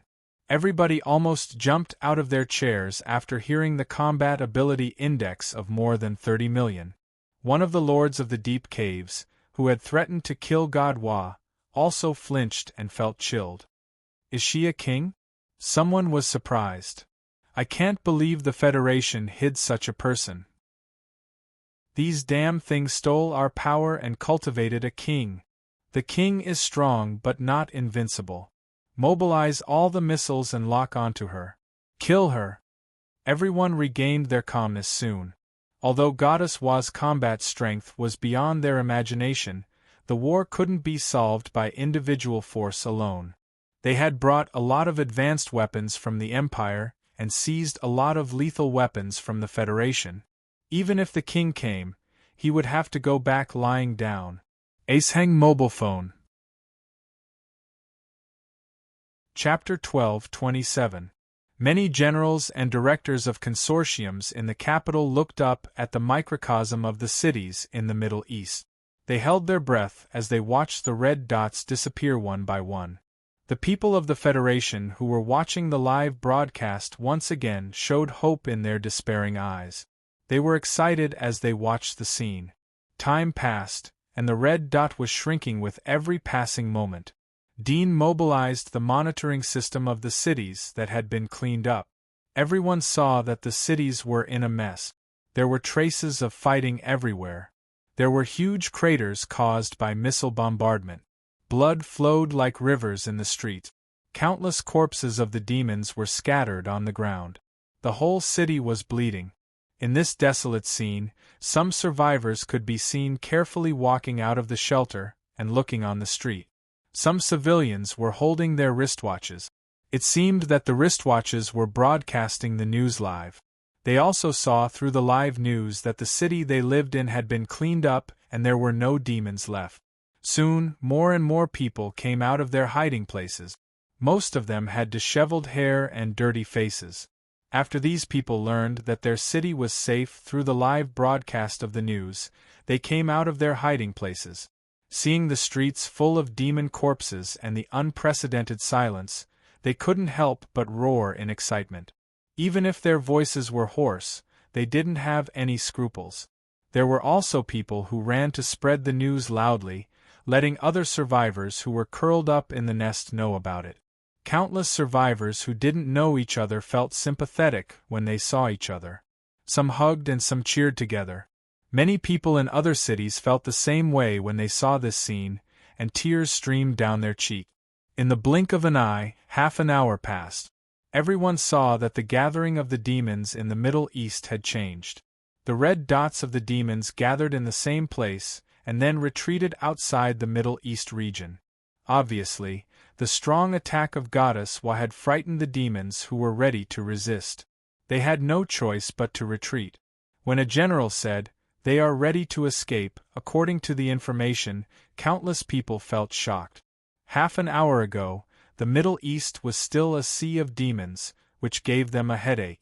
At this moment, it had been cleared out, and these horrible demons were beaten back.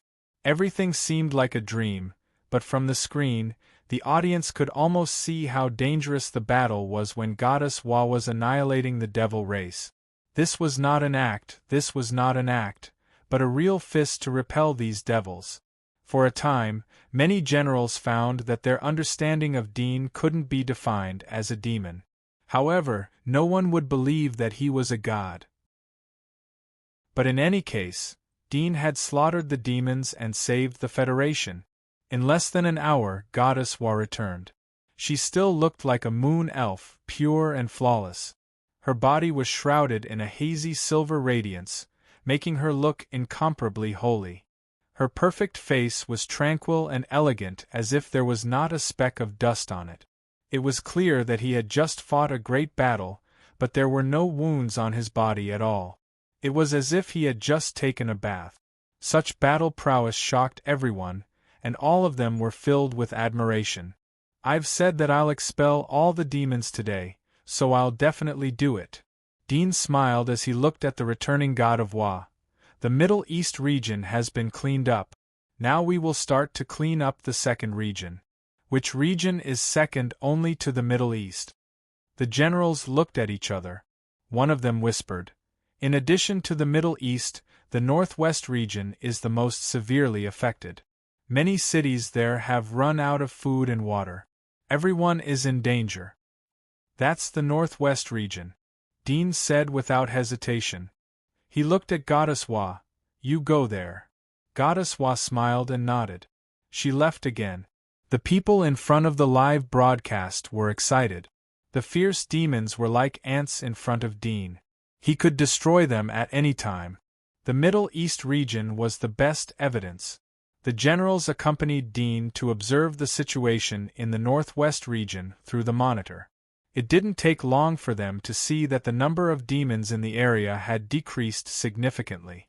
They knew that Goddess Wa had arrived. Soon, a city was cleaned up. Dean asked people to pull up the monitoring of the city. Once again, countless people were excited. The generals of the Federation and the directors of the Terrace Financial Group were all shocked. They had a feeling that the situation was irreversible. Perhaps all the demons within the Federation's borders would really be exterminated within a day. What would it mean if this matter was completed? They didn't need to think to know that the people of the Federation would regard Dean as a god from now on. Dean's status in the Federation would be unshakable. Even if the authoritative figures jumped out to accuse him, Dean would use the previous strange means to turn them into demons and kill them on the spot. Most of their families would be implicated and spurned after they died as demons.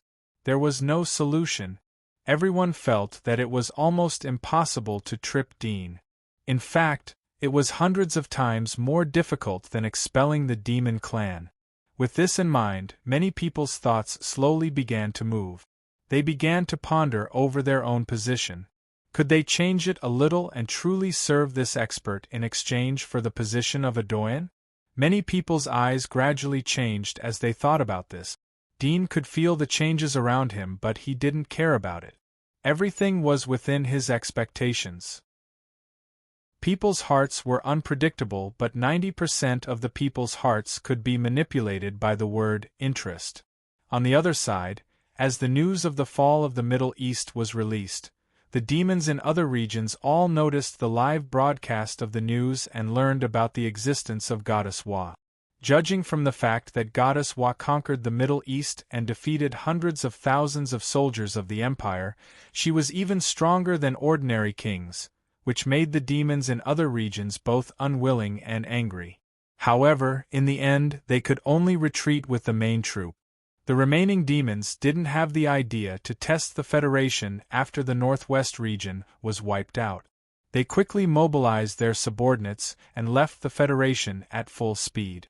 Around 3 or 4 o'clock in the afternoon, the generals in the command saw that the demons had gathered in the cities of the Federation.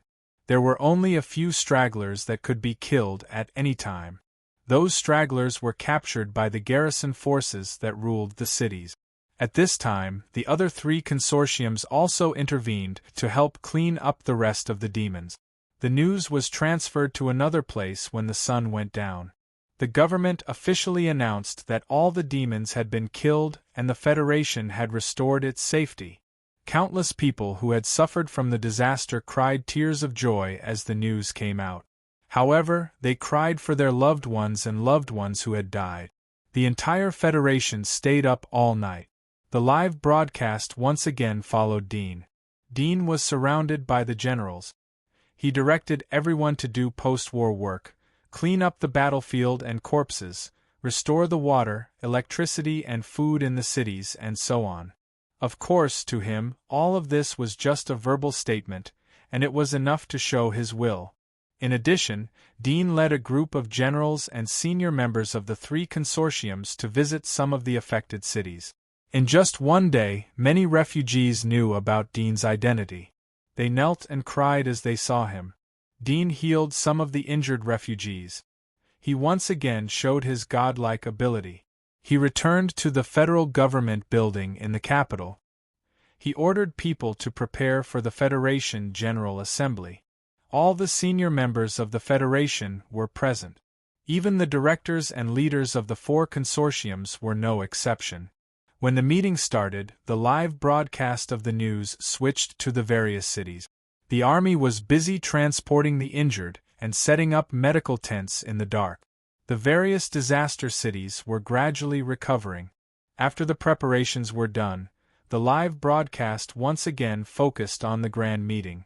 After Dean's brief speech, a general immediately spoke and excitedly asked Dean to be the president of the Federation.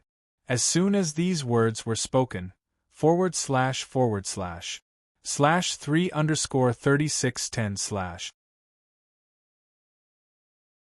Chapter 12:28.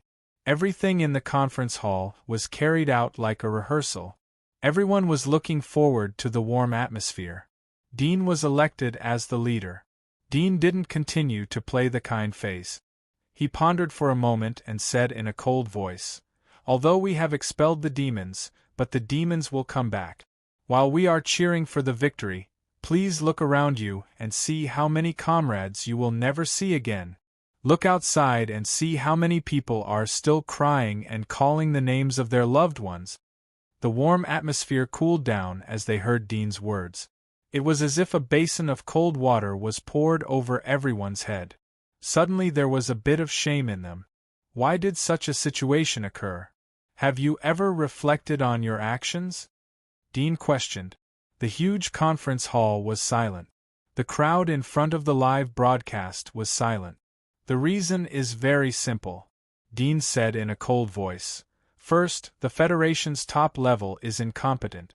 That gave the demons an opportunity to take advantage of them. Second, there is no unity. Apart from the Terrace Consortium, what were the other 3 consortia doing when the demons invaded? Third, the military factions are complex. The support and intelligence sharing during the war are not in place. In short, they are in a state of disunity. A director of the Lock Consortium was about to open his mouth to argue, but was immediately pressed down by the chairman, who stared at him. The conference room remained silent. Silence was approval. The crowd in front of the live broadcast knew little about the affairs of the upper class. They suddenly realized the reason after listening to Dean. As for whether it was the real reason or not, they didn't analyze it. First, they couldn't analyze it. Second, Dean's identity meant that he couldn't lie in their mind. After all, he was a god. Whatever God said was right, it was right. This corrupt system should be abandoned long ago. Dean's eyes were filled with disdain. You are a group. The entire Federation is a group. There only needs to be one voice in the group. Only in this way, the execution and efficiency will be greatly improved. It will also reduce the internal strife. So I think it is necessary to abandon the federal system and adopt a centralized system. I will temporarily manage the entire Federation before the demons are eliminated. From now on, the word Federation will be removed and changed to Dynasty. Do you have any objections? Everyone in the conference hall had long known that Dean would centralize power to rule the Federation. At the moment, they all sighed in their hearts. They knew that things had come to this point and could no longer be changed. However, such a change in the system would naturally harm the interests of many people. It was a director of the Milan Consortium who jumped out as soon as Dudian finished his words. Please forgive me for not agreeing. This director's face was full of anger. He seemed to have suppressed it for a long time, but he still maintained his rationality and said, The reason why the demons were able to invade the peace circle this time is because the demon emperor personally led the 7 great kings to attack. It has nothing to do with the federal system. Even if it was a centralized system, facing today's result, the result would still be the same.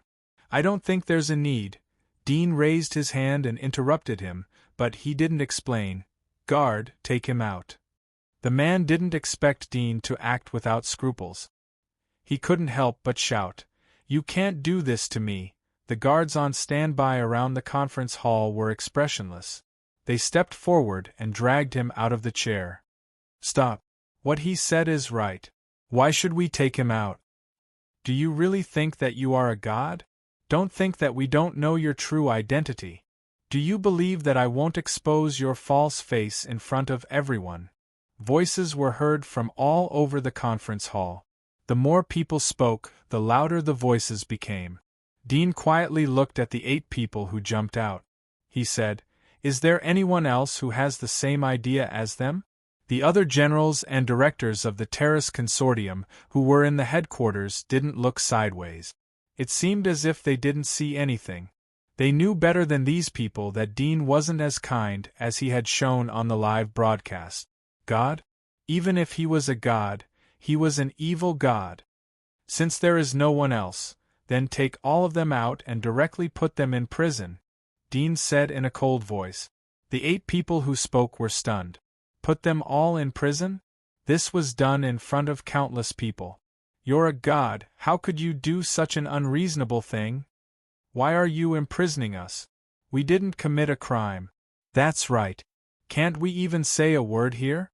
If that's the case, who can say anything when the Federation falls into your hands in the future?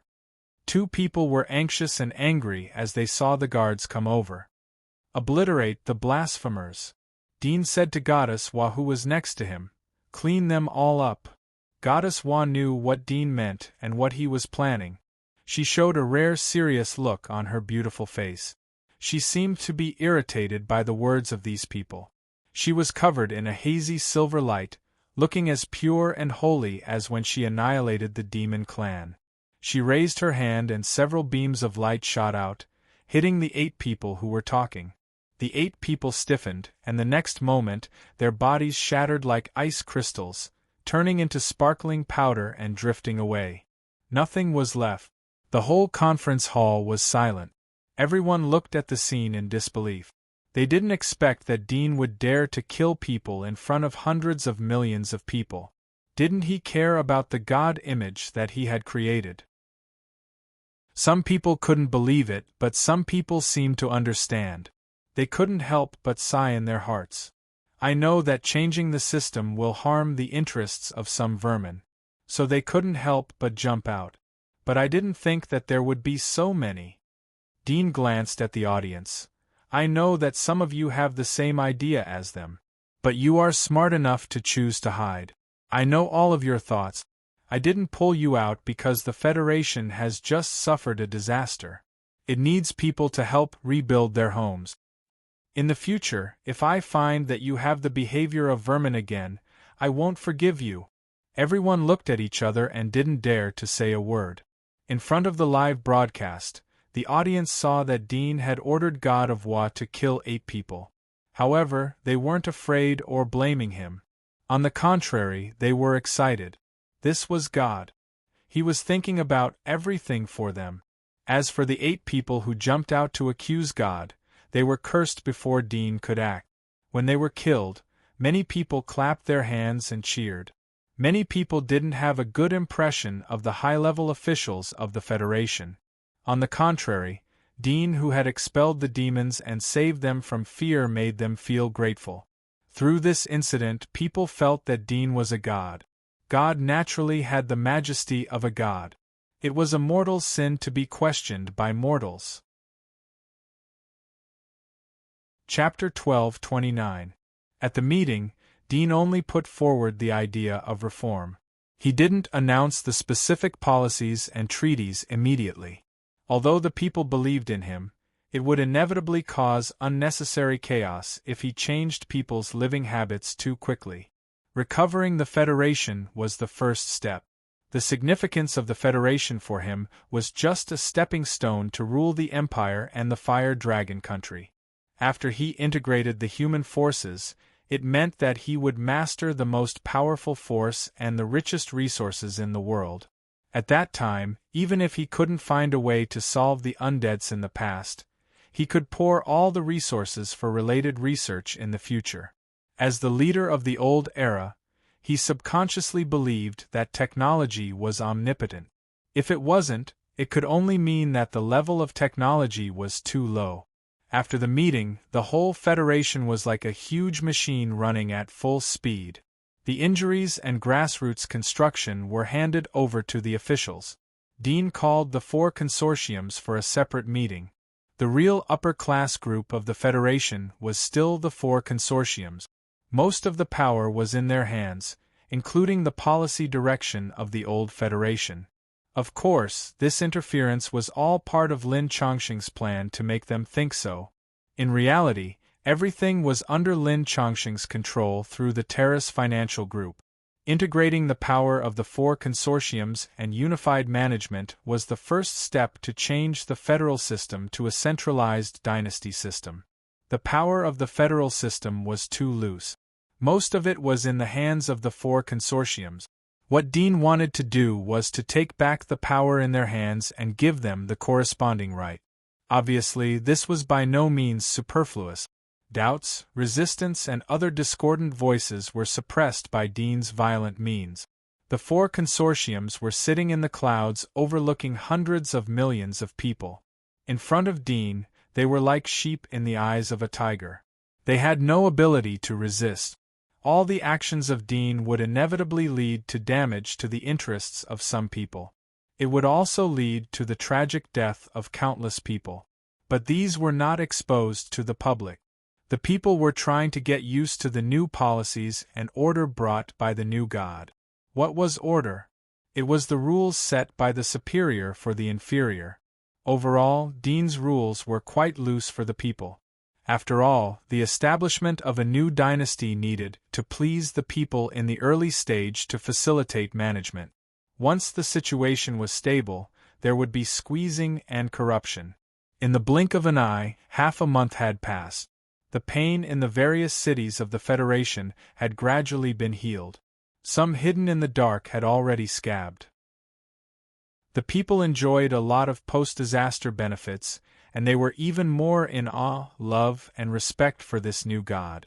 However, in the upper class, after half a month of iron and blood punishment, everyone was terrified of this god.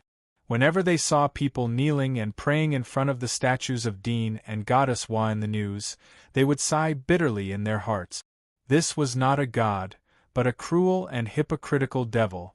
After half a month of consolidation, Dean felt that the Federation had gradually stabilized. All the unstable factors had been removed in this half a month. In this process, Lin Chongqing's memory once again helped him a lot. Lin Chongqing had a very good understanding of the 4 consortiums, military generals and federal officials. Lin Chongqing knew all of their private secret.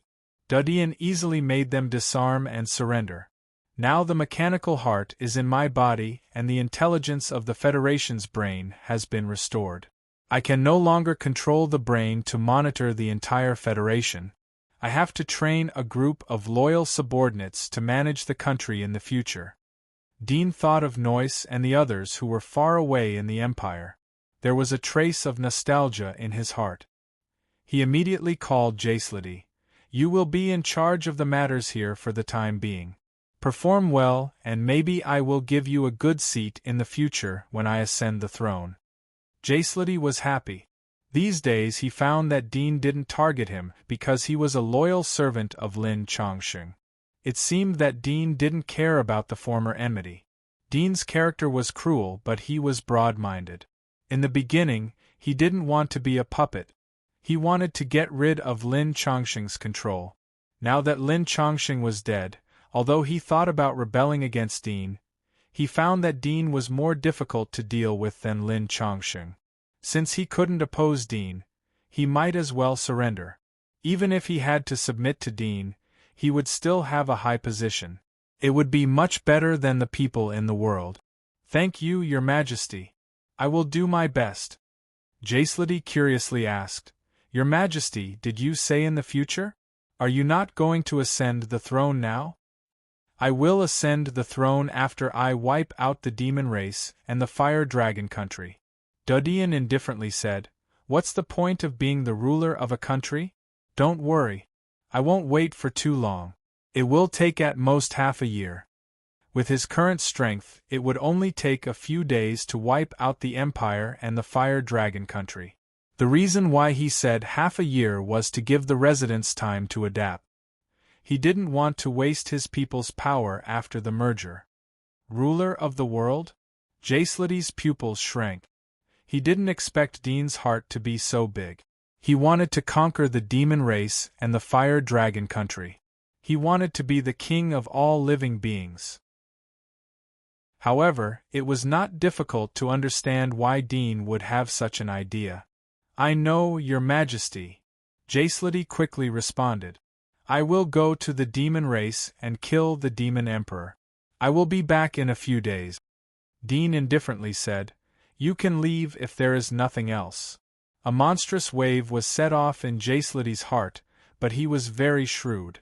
Shock flashed on his face as he respectfully excused himself. He knew how terrifying the demon emperor was. Lin Chongqing had mentioned it many times in front of him. But Dean could kill Lin Chongqing, so it wouldn't be difficult for him to kill the demon emperor. The sky of this planet is really going to change. Jacelady was shocked and excited as he walked out of the building. He felt that he was going to experience the arrival of a new era, and the master of this era was Dean. Although he wasn't the most dazzling person, but he could enjoy endless wealth and power by following such a person. Dean was ready to leave the Federation.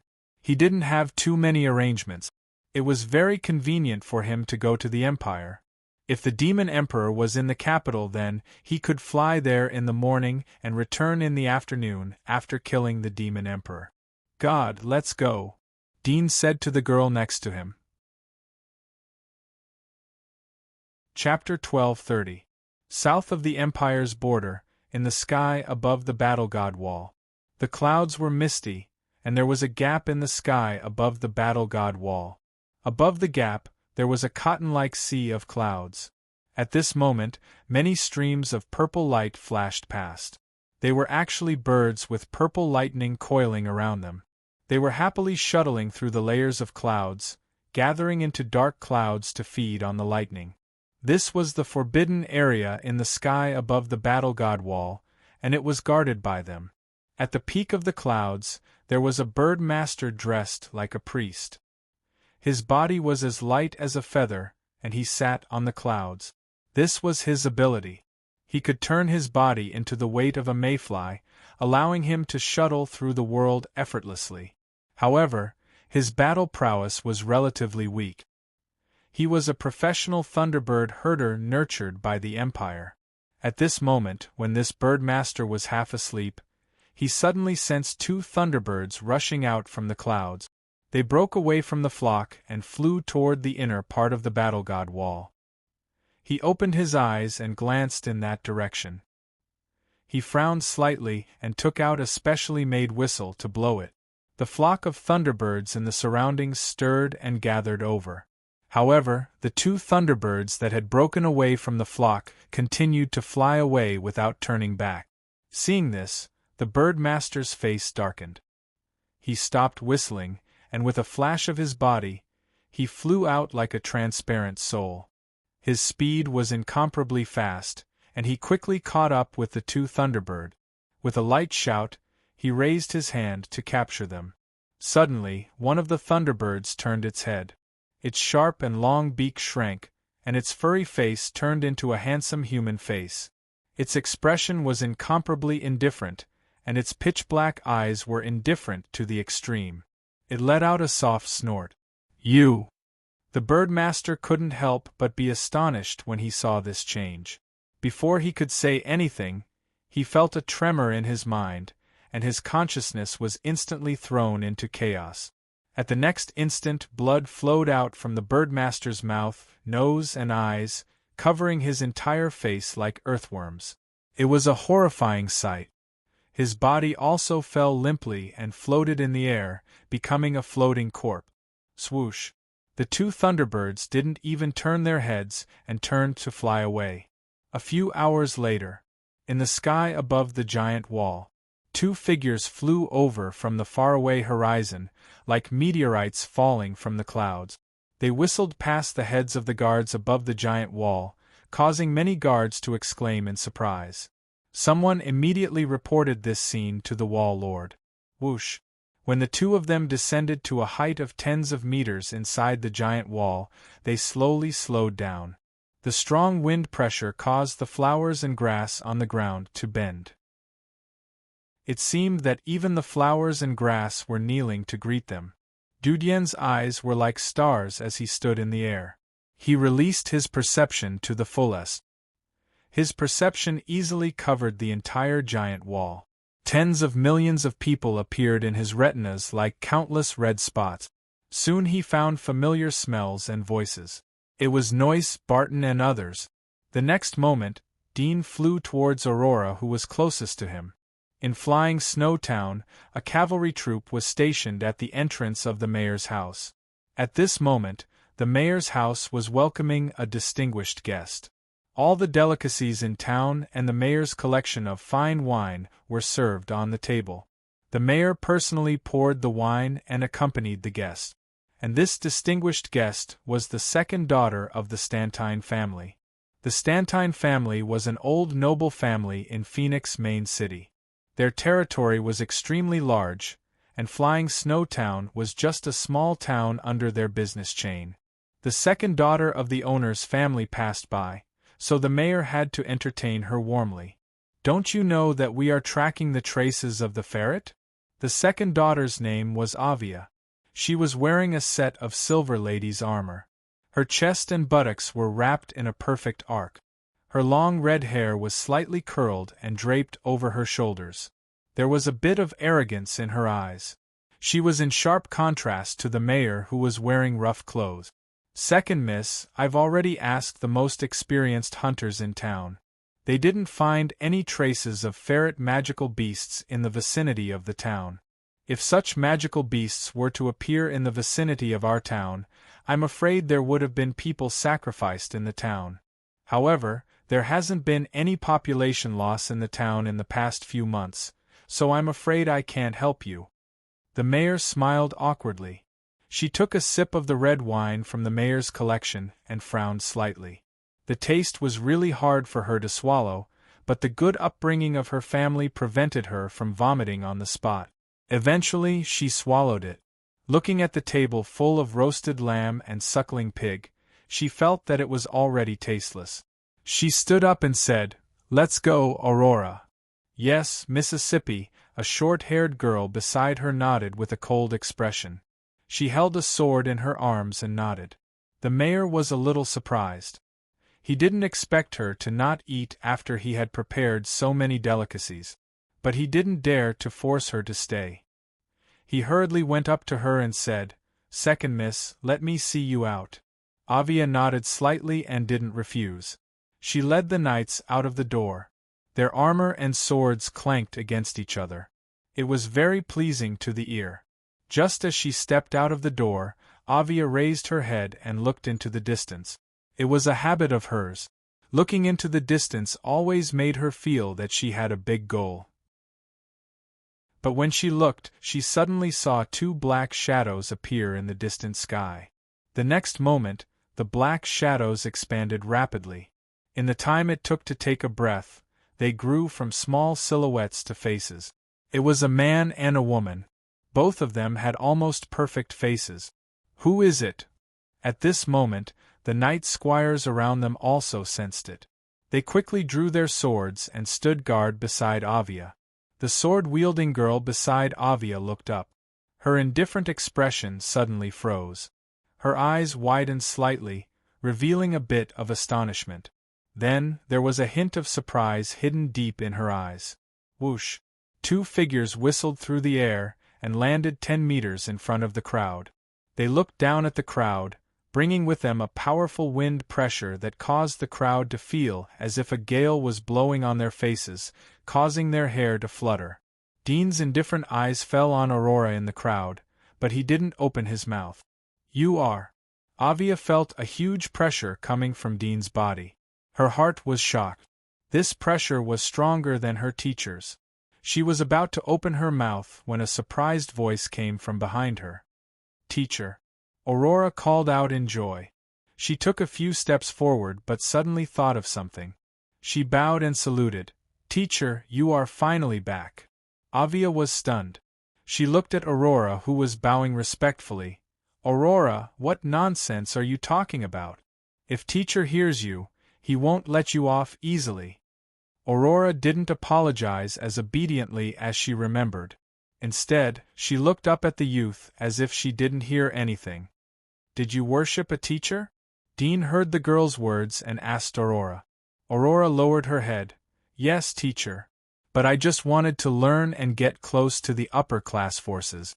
I didn't really regard him as a teacher." "Good job." Dean nodded. He didn't blame Aurora at all. Avia and the other knights were dumbfounded. One must know that Aurora and Avia were both apprentices of the Phoenix Lord. Avia was even more proud of it. One must know that the Phoenix Lord was one of the strongest in the abyss of the giant wall. His status was extremely high. If Aurora's words were to spread out, then even if she didn't die in the future, she would still lose a layer of skin. "Are you crazy?" Avia couldn't help but shout. "What about the others?" Dean asked. Aurora replied. "Noyce and the others have gone to other main cities. But your friend Zack seems to have had an accident. I don't know the specific situation. I've been learning from the Phoenix Lord, so I don't have many opportunities to come in contact with them." Dean wrinkled his brows as he remembered that he didn't sense Zack's aura. His heart sank. Zack and Mason were his companions when they were scavengers, although they couldn't fight side by side now, but they represented his childhood memories. "Come with me to find them," Dean said. Aurora nodded. "Yes." Avia was confused. She had never left the giant wall. Naturally, she didn't think that Dean and Aurora were from the outer wall. If it was another abyss powerhouse, then they would be able to guess it from these words alone. "Aurora, do you know what you are talking about? Both of you will be finished if teacher hears you." Avia couldn't help but grab Aurora's arm. Dean seemed to notice Avria, but there was no fluctuation in his eyes as his eyes fell on her beautiful face. "Is this your friend or enemy? Are you going to solve it?" Aurora's heart jumped. "Teacher, Miss Avia is my friend. She is also a student of the Phoenix Lord. Moreover, she is a miss of the Stantine family. She takes good care of me." Dean replied. "Since you are indebted to them, then give the city to them." Aurora was shocked as she heard Dean's words. She knew Dean's character. Did teacher want to kill the Lord of the Giant Wall? Avria was stunned when she heard Dean's words. She couldn't help but laugh. She couldn't help but open her mouth to ridicule, but Aurora's reaction was extremely fast. She quickly covered her mouth and shook her head. "Let's go." Dean didn't stay any longer as he flew forward. Chapter 12:31. Aurora was anxious as she saw Dean fly away. She quickly followed him. "Aurora, do you really want to go?" Avia hurriedly pulled her. If Aurora left, today's matter was bound to spread to her teacher's ears. At that time, no one could save her. "Littleya, I want to follow my teacher. He promised to give your family a city, and your family will also rise in the future." Aurora pried Olivia's slender hand away and turned to her with a serious expression. "What city? He is not His Majesty. He can't give people a fief." Avia felt that Aurora was bewitched and wanted to wake her up. Aurora saw her thoughts but didn't explain much. "It's not a city, it's the giant wall. My teacher is a great and strong man. You will soon be able to witness it." She turned and quickly ran after Dean's back. After a few ups and downs, She stepped on the houses of the town and flew up to catch up. Avia stared blankly at the back of the three leaving figures. She felt that it was ridiculous. The gift was not a city, but the giant wall? For her, the giant wall was the whole world. But a stranger actually said that he would give the world to her family. This was simply crazy. She quickly reacted and glanced at the surrounding knights and squires.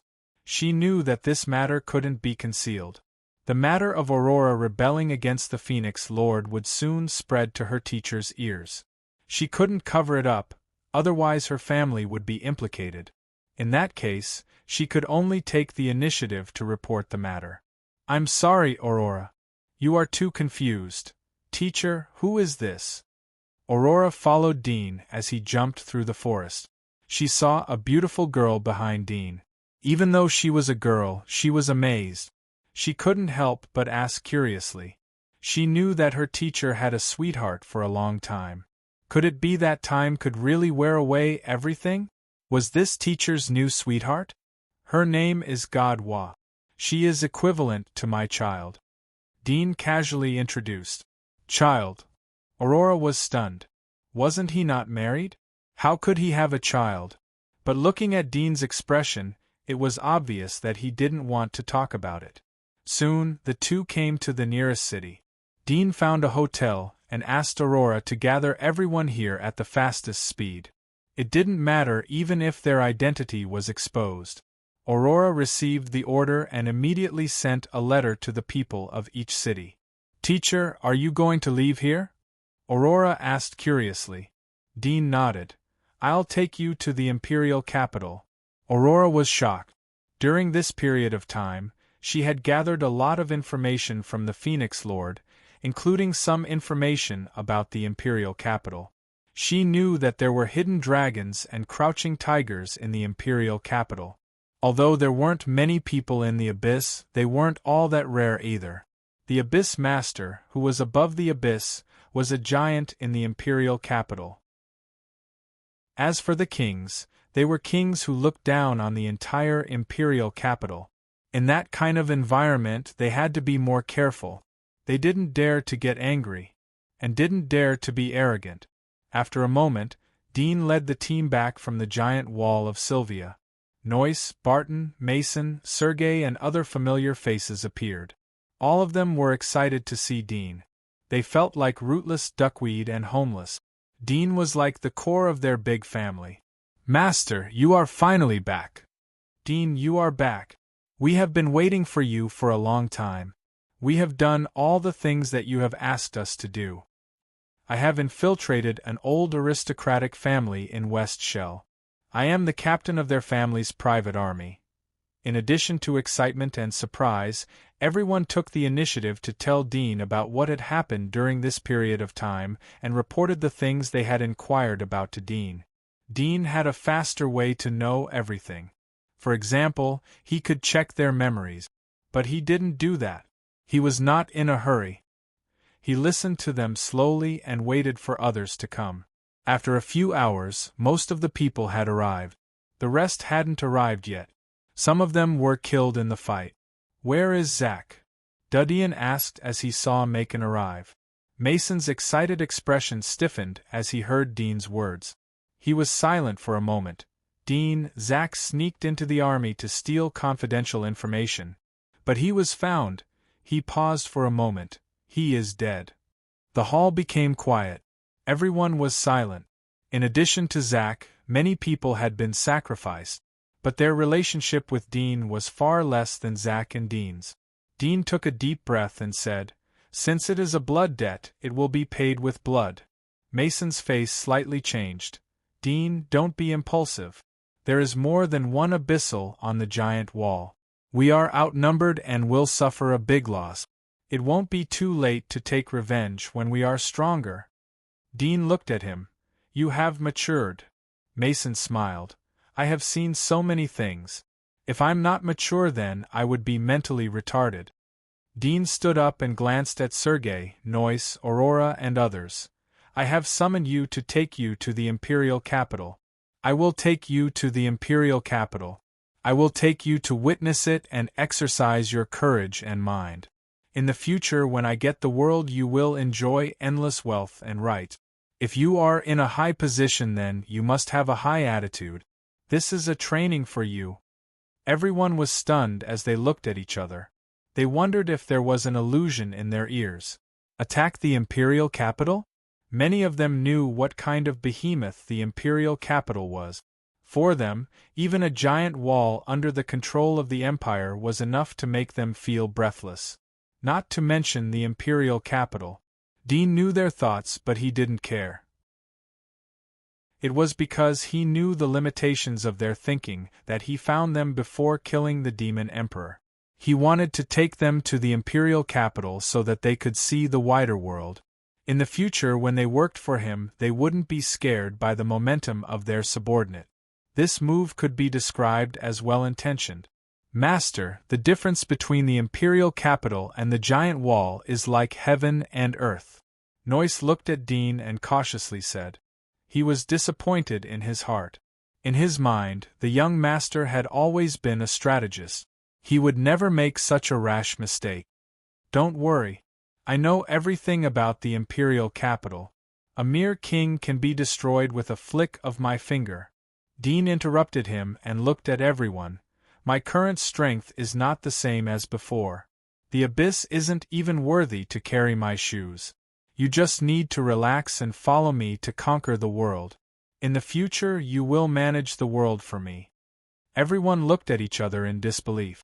Some of Noyce's trusted subordinates couldn't help but speculate in their heart. Was there something wrong with the master's mind?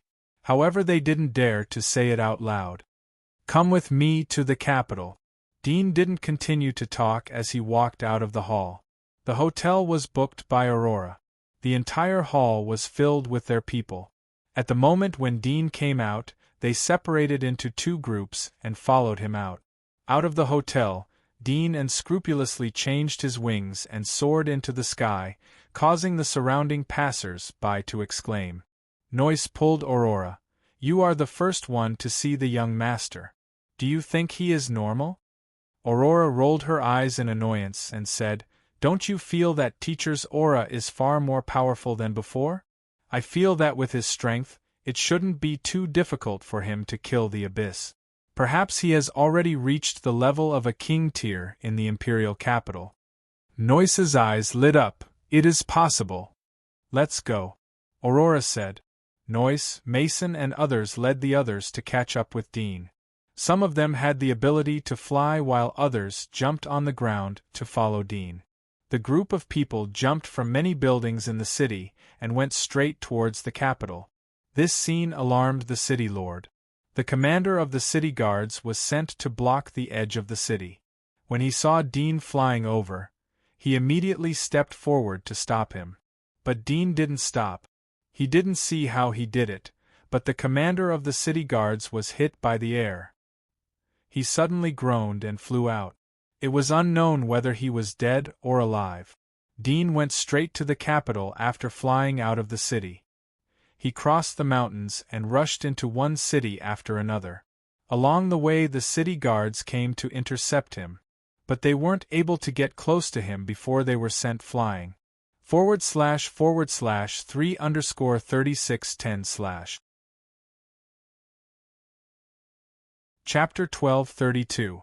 When Dean led Noyce and others arrived at the giant wall, they saw that the capital was heavily guarded.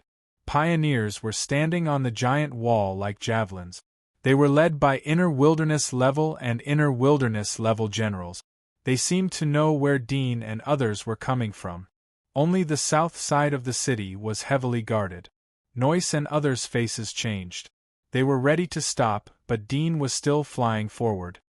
He didn't have any intention to slow down. They couldn't help but be startled. But then they quickly followed up. "Who are you?"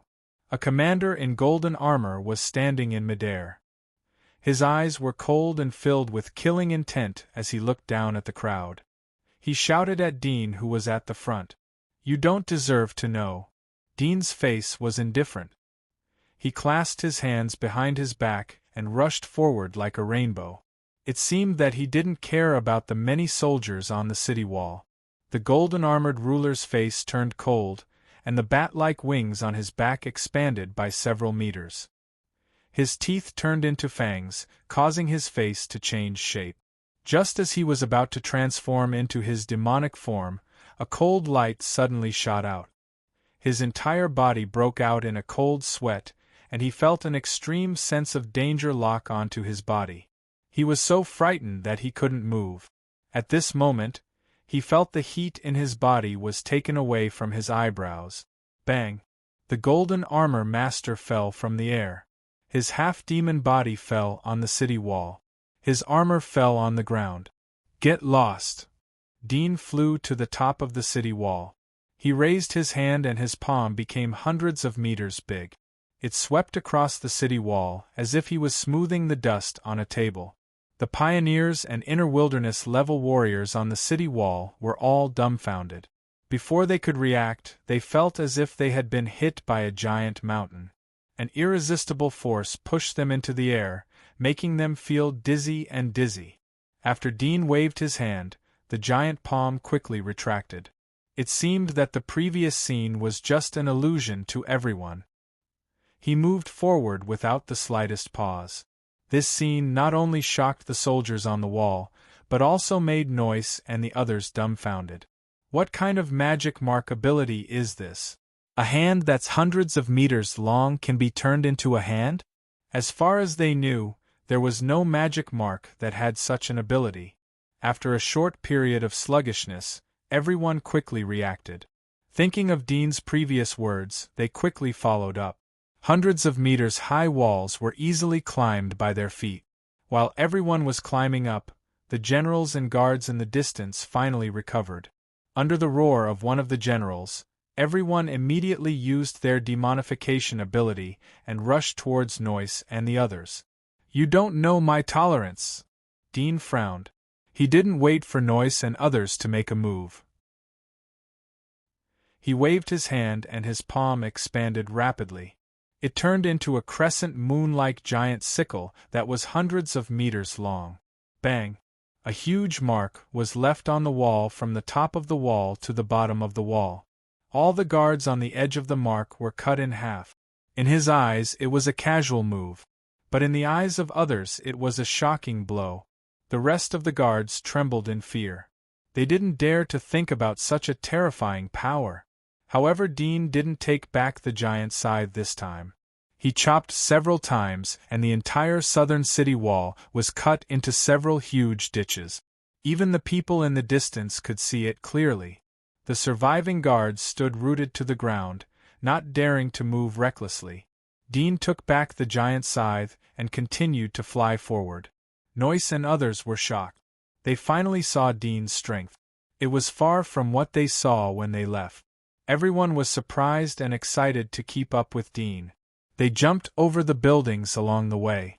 The civilians in the capital hadn't heard about the incident. They were surprised to see a large number of strong people jumping up and down. It must be known that the security of the capital was strict. Such a scene had never happened before. Some carriages of nobles were trampled on. The ladies and young masters jumped out of the carriages and cursed. However, the perpetrators had already flown away from the place. In less than 10 minutes, they arrived in front of the palace. At the moment, a large number of guards were gathered outside the palace. They had already known about the fall of the city wall. Above the palace, with 1,000 steps, numerous guards lined up on both sides. Each of the guards was a pioneer-level warrior. Standing in the front were 3 figures with extraordinary bearings. The one in the middle was wearing a black and gold royal robe. He slightly raised his chin as if he was used to looking down on the crowd. Beside him were a white-haired old man with a hunched back and a mature, beautiful woman in a red dress. Teacher! Aurora's pupils shrank when she saw the woman in red dress. She didn't expect that teacher to come to the capital to help the Wall Lord. Dean flew to the top of the palace. Everyone had to look up at him. He looked down at the many strong people gathered in front of the palace hall. Who is the Wall Lord? Stand up. Although his tone was flat, It had unquestionable majesty. Bold. With an angry shout, a middle-aged man dressed in a royal robe and dressed like an official stood out from behind the three of them. Before he could take 2 steps, his body suddenly flew backwards, smashing through the wall of the royal hall, and he stopped breathing. This unexpected change made everyone's face suddenly change. The 3 leaders couldn't hold their faces, and their expressions became cold. They looked at Dean with a bit of fear in their eyes because even they didn't know how Dean made his move. They had never heard of such a strange ability, but they could infer that the person who came was indeed from outside the giant wall. Which giant wall do you come from? Or from the imperial capital? The middle-aged man in black gold robe slowly opened his mouth. His attitude was very calm. Dean's eyes fell on him. Are you the wall's leader? You are at the middle level of the abyss. You are a little stronger than the 2 beside you. You can indeed command them. I will give you a quarter of an hour to hand over the people in charge of punishment and secrets of the military. Why are you looking for them? Did they offend you? The middle-aged man in black gold robe slightly frowned. There was a trace of vigilance in his eyes. Dean could see through his strength, but he was still so calm. It showed that he wasn't afraid of him. Dean's eyes fell on him. After a moment, he slowly said, It seems that you don't cherish this quarter of an hour. Since that's the case, you should die early. What? The middle-aged man was startled. He didn't expect that Dean would turn hostile. They had 3 abyss experts on their side. The next moment, he saw Dean raise his hand. His palm suddenly changed to hundreds of meters in size. It was like a giant mountain that blocked the light above everyone's head. The shadow shrouded everyone as the palm came down. The people in front of the palace were shocked. Although they knew about the fall of the city walls, but they didn't see the battle. Dean's ability at the moment was completely different from what they imagined. The palm still had the appearance of a human hand, but the size was terrifying. The middle-aged man in black gold robe was shocked, but he quickly recovered. His eyes flashed with anger and killing intent.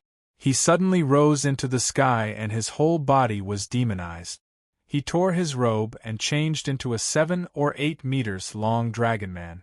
He looked like an ancient Jurassic dinosaur, but he had a pair of wings on his back and a sharp horn on his forehead.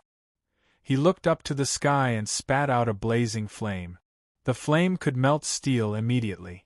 Even the Phoenix Lord, who was also good at fire, was afraid of it. Whoosh! The flame beam hit the palm of the giant palm, but it didn't penetrate immediately.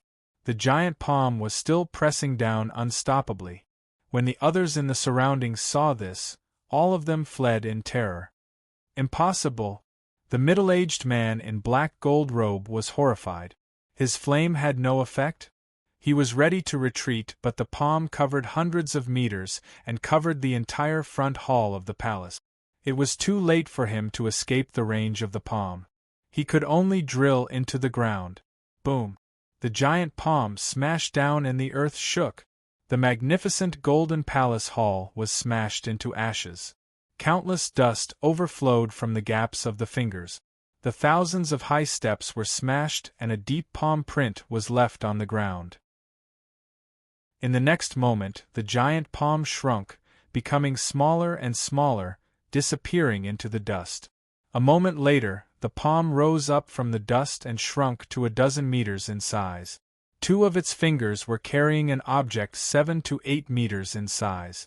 It was the dragonoid that the black gold-robed middle-aged man had demonized. The thick thumb and index finger pinched the dragonman's head. The lower body of the dragonman was powerless. Dean gently shook twice and the tentacles between his fingers plunged into the dragonman's brain. He rummaged through the memories and soon finished reading. After that, his fingers exerted a little force. The dragonman's skull cracked and blood overflowed. //3_3610/ Chapter 1233. The guards outside the palace were dumbfounded when they saw this scene. Noyce, Aurora and others were shocked as they looked at the Wall Lord's body that fell into the dust. Dudian had killed the Wall Lord as if he was an ant. Dudian's extraordinary power deterred all the surviving guards outside the palace. No one dared to come forward.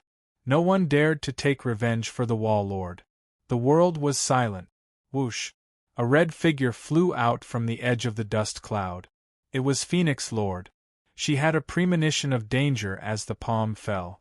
She dodged in advance and was lucky enough to survive. She couldn't believe her eyes when she saw Dudian crush the Wall Lord's body. However, she was in a high position for a long time and her mind was firm. She quickly reacted and rushed out of the dust cloud. She knew that it was useless to hide in front of such a person. It would only speed up her death. It was better to take the initiative to admit defeat and surrender. Elder, please forgive me. Phoenix Lord knelt in the air. Her heart was trembling. She was afraid that Dudian would kill her. Dean indifferently glanced at her. There were a total of 3 abyss experts, including the Wall Lord. The old man with the white beard tried to resist his palm with the Wall Lord, but was smashed on the spot. But this one escaped in advance. She wasn't his main target, so he was too lazy to split a sharp blade from his palm to kill her. Since you know your crime, then retreat, Dudian indifferently said. The Phoenix Lord heaved a sigh of relief. She respectfully lowered her head and retreated to the side. She didn't look sideways and only looked at the tips of her feet.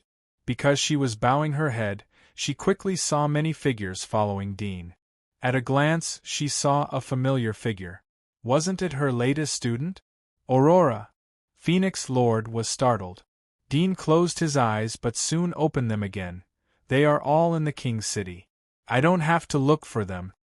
After saying that, he suddenly raised his hand. His arm grew upwards, reaching a height of 1,000 meters. He clenched his palm into a fist, and a diamond-shaped crystal appeared on the surface.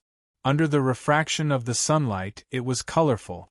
Suddenly, dozens of light beams shot out, sweeping towards the buildings outside the palace like lasers. Bang! Bang! Every region was shaken and filled with dust. It was as if they had been hit by a rocket. Dudian retracted his palm and looked at Noyce and others. Let's go and get ready to leave. Through the memory of the Wall Lord, Dean killed all the military personnel who were involved in the Zax matter. There was nothing left in this place. Everyone looked at each other. They thought about what Dean had said before.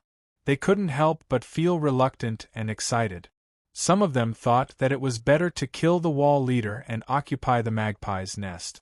Why should they continue to fight and kill? But they didn't dare to express their thoughts. Dean thought of something before leaving. He looked at the Phoenix Lord. You are the only one left here. I promised a little girl that I would give the giant wall to her. You will supervise this matter. From now on you will protect the little girl's family. Do you understand? The Phoenix Overlord's heart shuddered. This gigantic wall was actually given away so casually? She saw that Dudian's expression was indifferent. It didn't seem like he was lying. She asked, I don't know who the person is. Dudian didn't answer but looked at Aurora. Aurora understood and hurriedly stepped forward and said in a loud voice, My lord, the person my teacher is talking about is Avia. The Phoenix Lord heard her voice. Although she had noticed her before, she didn't expect her to have a teacher-student relationship with Dean. Her face couldn't help but change when she heard Aurora's words. In fact, she was very fond of her new student, but she didn't expect that the latter didn't really treat her as a teacher. She already had such a powerful person as her teacher. Why would she need her? She was the lord of a city after all. She nodded as if nothing had happened. I know. I'll do it.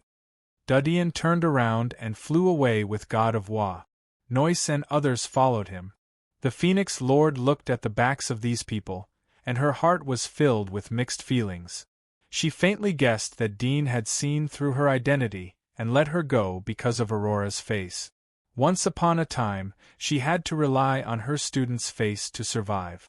Dudian and others left the King's City without any hindrance. After half a day, They left the giant wall of Balga and stepped into the wilderness. In the evening, they officially entered the abyss area which hadn't been cleaned out by the giant wall. The night sky was clear and the stars were shining brightly. The ruins of the abyss area were as bright as day. Everyone settled in the woods and ate the food they brought with them. They rested for half a night and then continued their journey. Under the protection of Dean and God of Wa, all the abyssal monsters they met along the way were killed.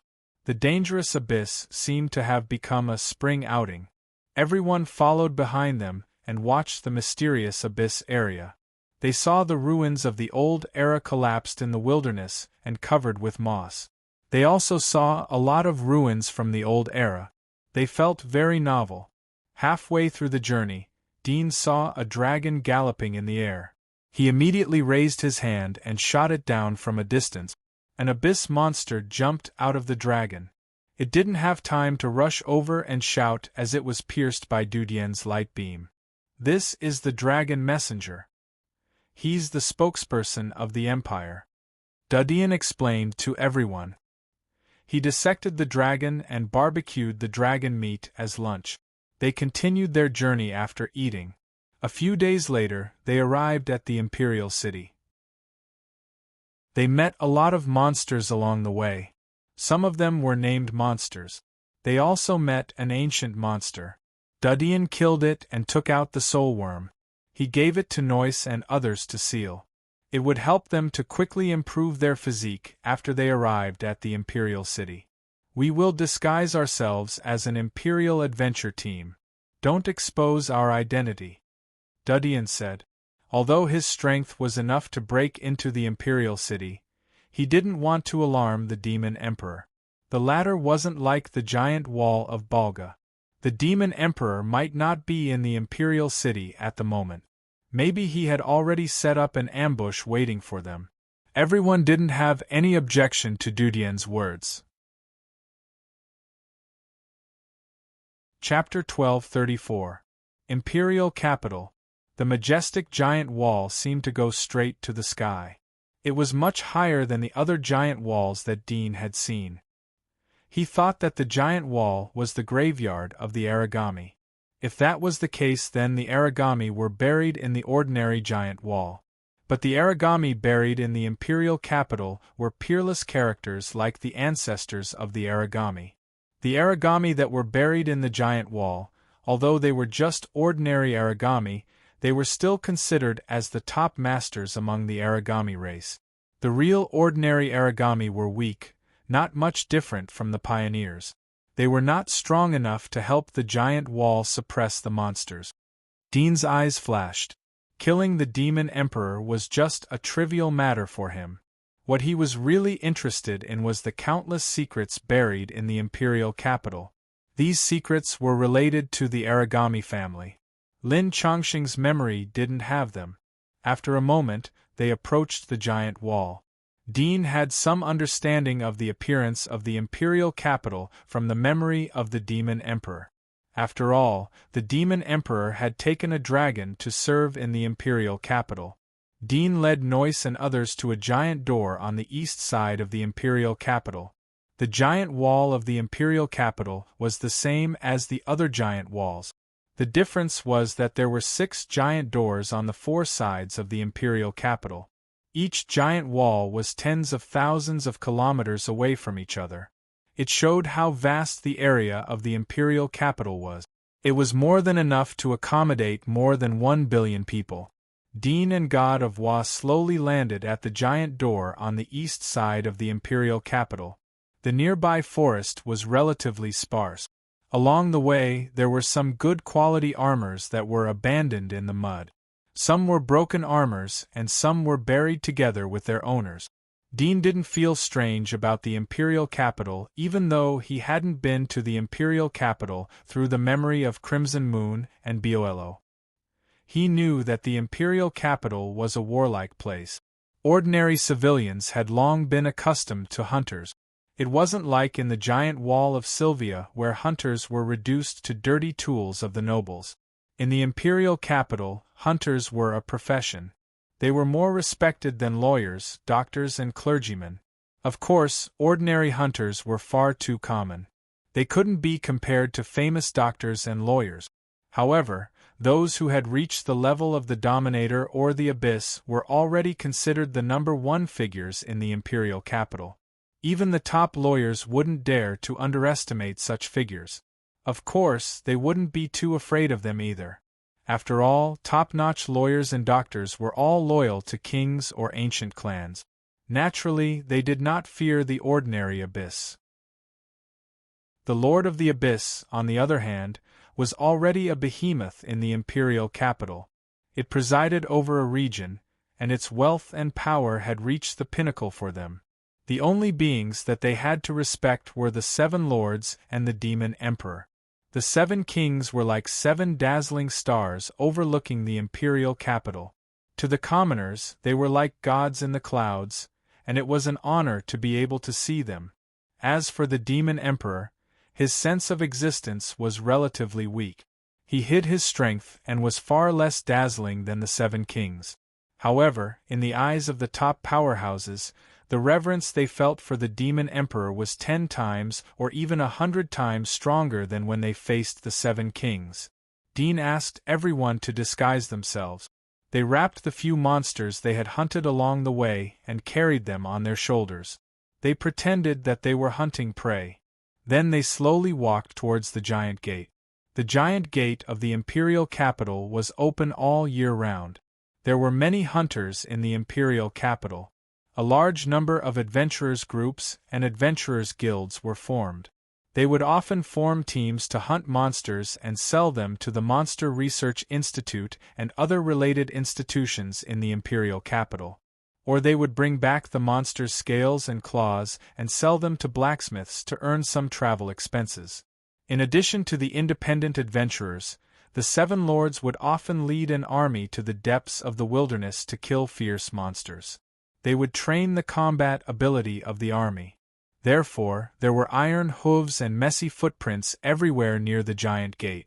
The air was filled with the smell of metal and human sweat. As they approached the giant gate, Dean saw another team of adventurers returning to the imperial capital. There were 20 or 30 of them. Each of them was carrying a huge bulging backpack. It seemed that they had dismembered the monsters they had hunted. There was a trace of vigilance in the other party's eyes as Dean saw the adventurers. The giant gate was the most chaotic place. The guards didn't care about what was happening outside the gate.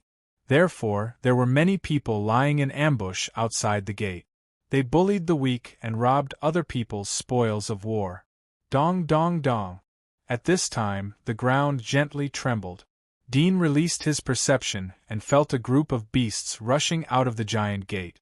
They passed through the long aisle of the giant gate and appeared in everyone's line of sight. It was a group of knights wearing silver helmets and dark silver armor. The style of the helmet was very strange. There were spikes erected on the helmet, and only a pair of cold eyes could be seen from the armor. Each of the armor's chest was engraved with a bloody forest pattern. Dean knew that this was the badge of the Bloody Thorns King. The knights belonged to the Silver Moon Legion under the command of the Bloody Thorns King. It was a subordinate legion of the Silver Moon Legion. The Bloody Thorns King died in the Federation. It seems that the Bloody Thorns King didn't disband. There are too many kings that have fallen in the Federation. The imperial capital will fall into chaos. The forces and territories of the kings will become ownerless.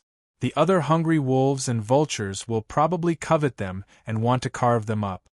Dean's eyes lit up as he thought about the current situation in the imperial capital. The fall of the king would cause turmoil in the imperial capital. It would also cause a chain reaction at the grassroots level.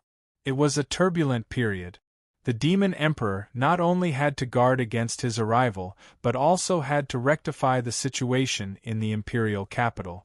Dean's mouth curved into a smile as he led Noyce and others into the city. He took out a special gold coin from the imperial capital and threw it to the guard. They went straight into the city. This gold coin wasn't taken from Wall Lord Borja, but he had casually transformed it from the soil on the ground. It wasn't an exaggeration to say that stone could be turned into gold. However, scientists needed to use instruments to change the structure of matter, but he could directly change the structure of his own body through magic, then assimilate the structure of foreign objects, and then change the structure of foreign objects again, turning them into what he wanted. He could use grass to make swords and other weapons. This was his current ability. He was equivalent to a god in terms of the use of his abilities. The only difference between him and a true god was the issue of power.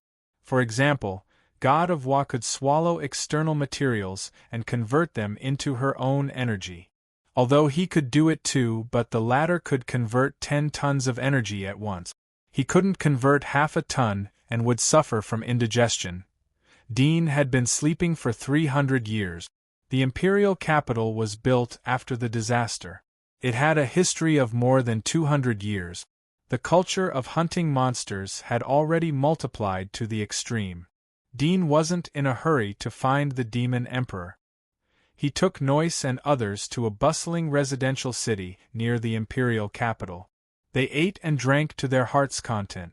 Then he took Noyce and others to the trading market where soul worms were sold. In every city, shops selling soul insects could be seen everywhere. However, these shops were not private shops. Instead, they were like the alliance merchants that belonged to the soul insect industry of the 7 great monarchs. All the sale of soul worms had legal rights and interests. Private sale of soul worms was illegal. Anyone who was caught would be sentenced to death. In the trading market, in addition to selling soul worms, there were also shops selling magic marks and all kinds of hunter equipment. It wasn't a secret to use 5 soul worms to strengthen magic marks. Dean saw the banner of the Bloody Thorn King hanging in the trading square.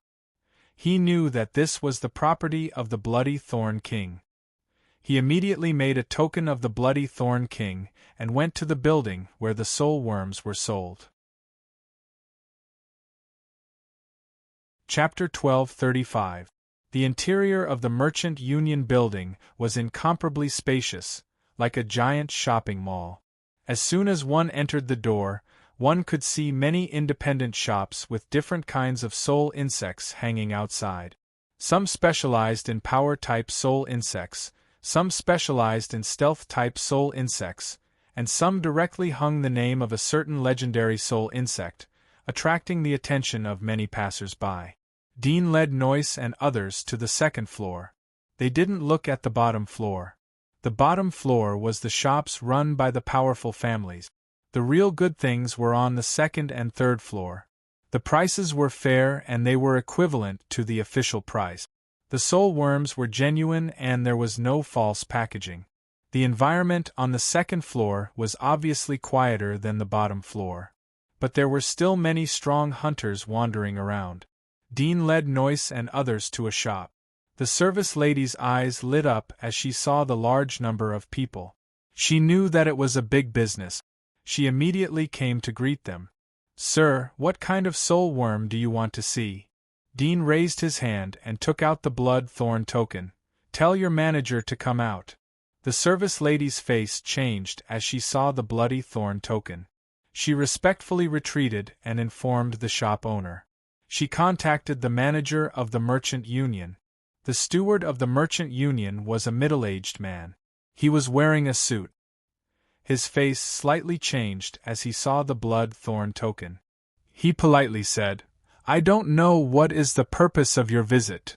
Prepare a batch of Arctic worms according to the number of people here," Dudian ordered. The middle-aged manager was startled as he glanced at Noyce and others. "Sir, the ice worms are under strict control even in ordinary times." "I'm afraid, extraordinary times?" Dean looked at him. "Let me see." He raised his hand and pinched the forehead of the middle-aged manager. His fingers pierced into the manager's brain to read his memories. The assistants and maids around him were scared. They were about to exclaim when Dean moved his mind. Several snake-like tentacles swept out from his arm and wrapped around their necks, strangling them to death. Dean retracted his palm and looked at the middle-aged manager. "Call all the nearby ice worms." "Yes, my lord," middle-aged steward said. Dean had tampered with his memory and turned him into a servant. After a moment, 3 ice worms and more than a dozen legendary soul worms were sent to Dean. There were 2 2-star soul worms and the rest were 1-star legendary soul worms. Dean let Mason, Aurora, and Sergei choose their favorite legendary soul worm. Then he gave them 3 ice worms and helped them to implant and suppress them. Soon, 3 abyss powerhouses were born in the merchant house. Combat skills needed to be tempered, but physical evolution only required resources. When Dean implanted the soul worms into the 3 of them, he suddenly wondered if he could use his own ability to replicate the extreme ice worm to replace the extreme ice worm's needs. If that was the case, it meant that he could also replicate the extreme ice insect king. Moreover, he could replicate the fighting memory and inject it into the brain of Noyce and others so that they could gain rich fighting experience in an instant. Dean was shocked by this idea. If he could do it, it meant that he could build a world-shaking army at any time. Moreover, it was very likely to be possible. Dean asked the steward of the Merchant Union to seal the building. Only Noyce and him were left in the building. Then he tried to control his body to replicate the gene level to make the ice worm.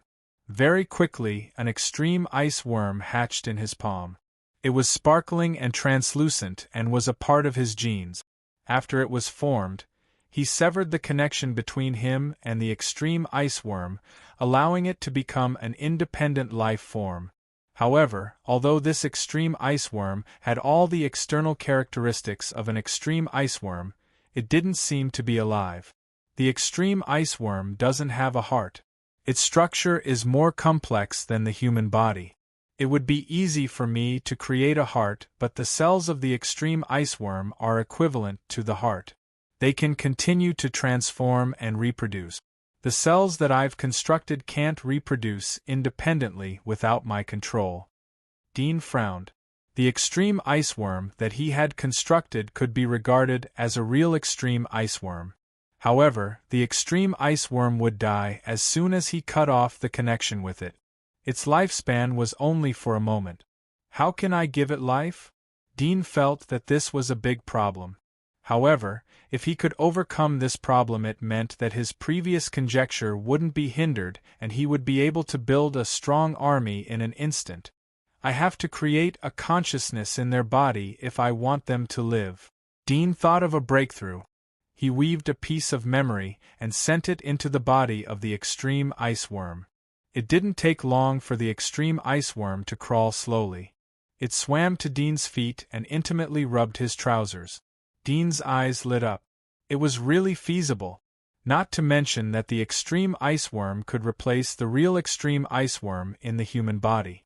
However, the current situation meant that Dean could not only change the structure of various materials such as metal, coal, and so on. He could also create a living life. The structure of the extreme ice worm was much more complex than that of a human. If he could create an extreme ice worm, then wouldn't it mean that he could create a human? If that was the case, then what was the difference between him and a real god? He completely forgot about Noyce and the others around him. He excitedly started to divide and reproduce extra cells through his own cells. He moved them to his palm and constructed a human-like body, and then constructed a beating heart. When he severed the connection, the young man made of flesh and blood that flowed out of his palm stood in a daze. His eyes were empty, but his body exuded a surging vitality, life. Dean was so excited that he stood up. Noyce, Aurora, and the others, as well as their trusted subordinates, were stunned and in disbelief when they saw this strange scene. In addition to shock, they also felt a bit of fear. Dean was so excited that he looked around the young man. He used his X-ray vision to scan every bone and meridian in the young man's body. He found that the structure of the young man's body was no different from that of a human's. While Dean was looking at the young man was also looking at Dean. Suddenly, he raised his hand and touched Dean, as if he wanted to touch the world. Dean grabbed the young man's hand. The young man tried to break free, but his strength couldn't compare to Dean's. The young man was anxious. He tried his best to twist his body, but he couldn't change the situation. He opened his mouth and bit Dean's hand. Dean let go of his hand. He didn't let go because he was afraid that the young man would bite him, but the test was over. Although I didn't fabricate memories for him, but he has been born with primitive instincts. It seems that he is a giant baby. Dean's eyes flashed. So, this young man was an independent life form. Creating life. It was incredible, but the young man had accomplished such a thing so easily. It turns out that the myths and legends aren't all false. God is omnipotent. He can create things and create people. Dean muttered. At this moment, he realized the feeling of being a god. So reckless and so powerful. At the same time, he suddenly felt that humans weren't that great, and that life wasn't that precious. Chapter 12:36.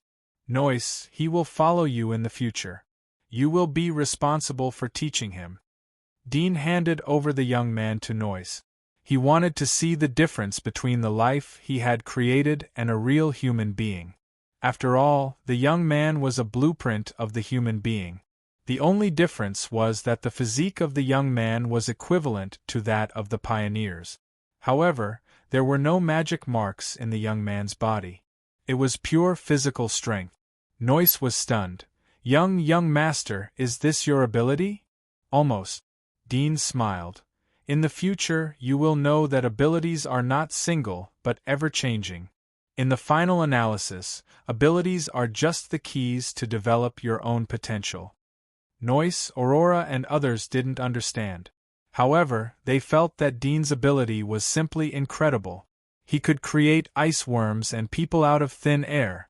Such a method was extremely similar to the creator in the legends. Dean picked up the extreme ice worm by his feet.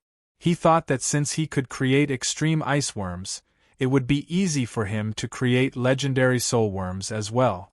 He picked out a few legendary soul worms from Crimson Moon's memory and asked about the abilities that the dark-skinned woman liked and was good at. The dark-skinned woman replied in a trembling voice. She liked frontal combat and was good at violent abilities. Dean selected a type of legendary soul worm that was mainly based on strength and quickly constructed and replicated it. Soon, he created 6 similar legendary soul worms. These soul worms were different from the polar ice worm. They had a unique digestive system and brain nerve. When Dean constructed them together, these organs automatically operated their bodies. They were a living life. Dean let the dark-skinned woman continue to absorb and replace the original magic marks in her body. After a moment, her physique was upgraded from pioneer to dominator level.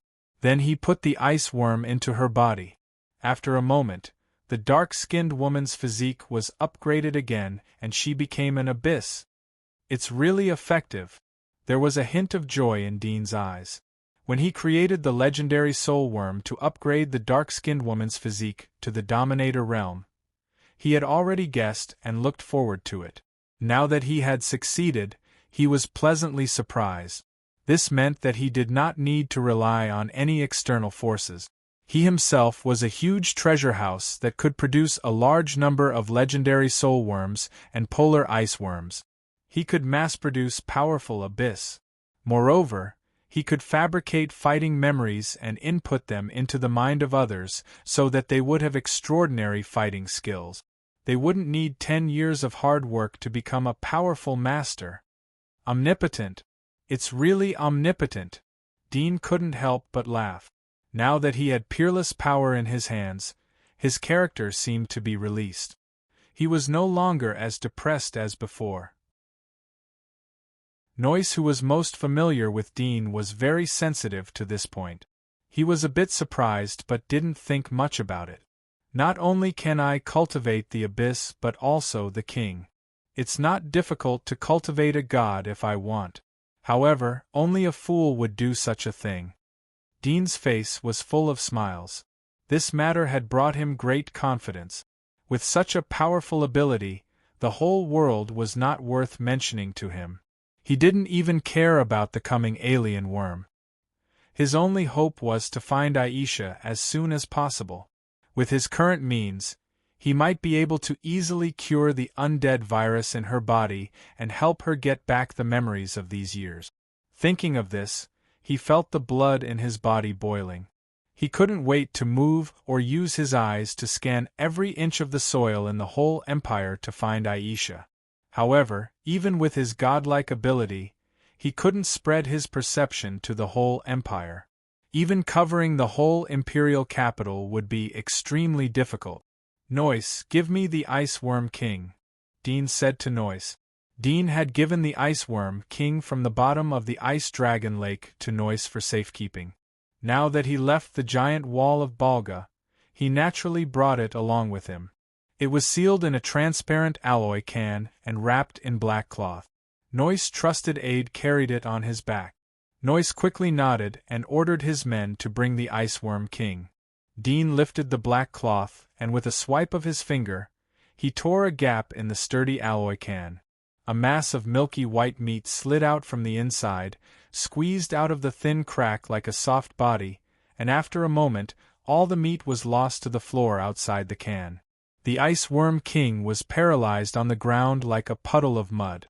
However, it seemed to sense something and immediately drilled into the ground to escape. Dean's palm became bigger and grabbed it. "Ice Worm King? Haha, it's just a source insect of the extreme ice insect clan. There are at least 80,000 source insects like you that are born in the ice pool, right?" Dean smiled faintly and casually said. The extreme Ice Worm King that was overflowing from Dudien's palm was startled when it heard this. Its mucus turned into a mouth and eyes as it looked at Dudien in horror. "How do you know about this?" "I know far more than you can imagine. What I'm curious about is that the blood moon has appeared twice in the past 300 years. Your compatriots have also come to the Earth twice. But why are you still hiding at the bottom of the lake? Your spaceship should be able to send and receive signals with the degree of damage. But they didn't come to pick you up. Did they abandon you? Or are they afraid of the origami of the Empire?" Dean looked at it. The Ice Worm King was startled.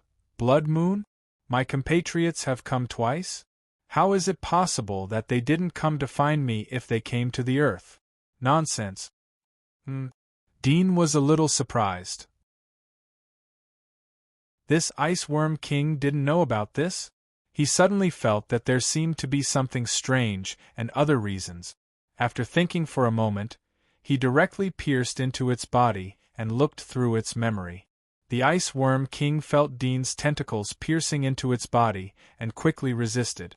However, it found that all parts of its body were invaded. There seemed to be an unknown force pouring into its body and resonating with its body. It was difficult to distinguish which part of its body belonged to itself. Obviously, this strange feeling came from the human in front of it. It was extremely horrified. How could this human grow to such a terrifying level in such a short period of time? After a moment, Dean finally understood the reason. The memory of the Ice Worm King was an eye-opener for him.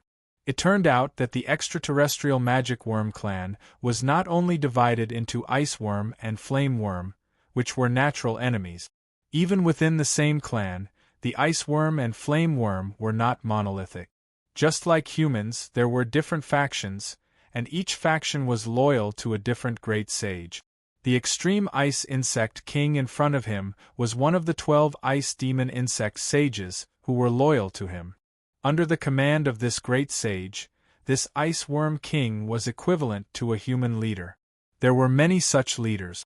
Each leader controlled a spaceship to invade the Earth. The 12 great sages cooperated to invade the Earth together. They captured the Earthlings as materials to become gods. They hoped to cultivate the gods first and destroy the Flame Worms and the Origami clan. Unfortunately, the changes in the war caused cracks in the short-term alliance of the great sages, especially the counterattack of the Earth. The explosion of nuclear weapons gave the Ice Worm a fatal blow. Many great sages withdrew from the Earth. Dean saw the war of 300 years ago more and more clearly. The layers of fog were lifted in front of his eyes. The planet that was once full of human footprints had turned into a planet full of monsters. The culprits and the various purposes behind them had surfaced. It seems that the great sage you're loyal to has most likely died in the war. Dean smiled. So the ice worm that controls the Federation should be one of the other sages. I don't know how many sages there are or if there is only one. The Ice Worm King looked at him in horror. Your body is different from before. You have the smell of origami. No, it's even stronger than origami. Godwa, this is for you. It should taste good. Dean didn't answer it. After exploring its memory, it had lost all value to him. It was the most suitable reward for the goddess of Wa. Godwa smiled sweetly like a pure and beautiful girl, but there was a strange hunger in her eyes which made her look slightly enchanting. It was the first time for Noyce and the others to see the expression of this indescribably beautiful girl change. Many of them were stunned, but the next moment, Goddess Wa suddenly opened her mouth. Her red lips suddenly expanded to several meters, revealing her mouth full of sharp teeth. Then, she swallowed the worm in one gulp. The action was so fast that the people who were fascinated by her almost screamed out in fear. Goddess Wa licked her lips and grinned at the crowd, her face full of enjoyment. Many people were so scared that they couldn't help but retreat. Noyce, Aurora and others were scared, but they had been following Dean for a long time. Their courage had been tempered. Although they were scared out of their wits, they quickly restored their calmness. You're tuning in to the Phoenix Knights YouTube channel. Don't forget to subscribe and join us on this journey to catch the most captivating stories.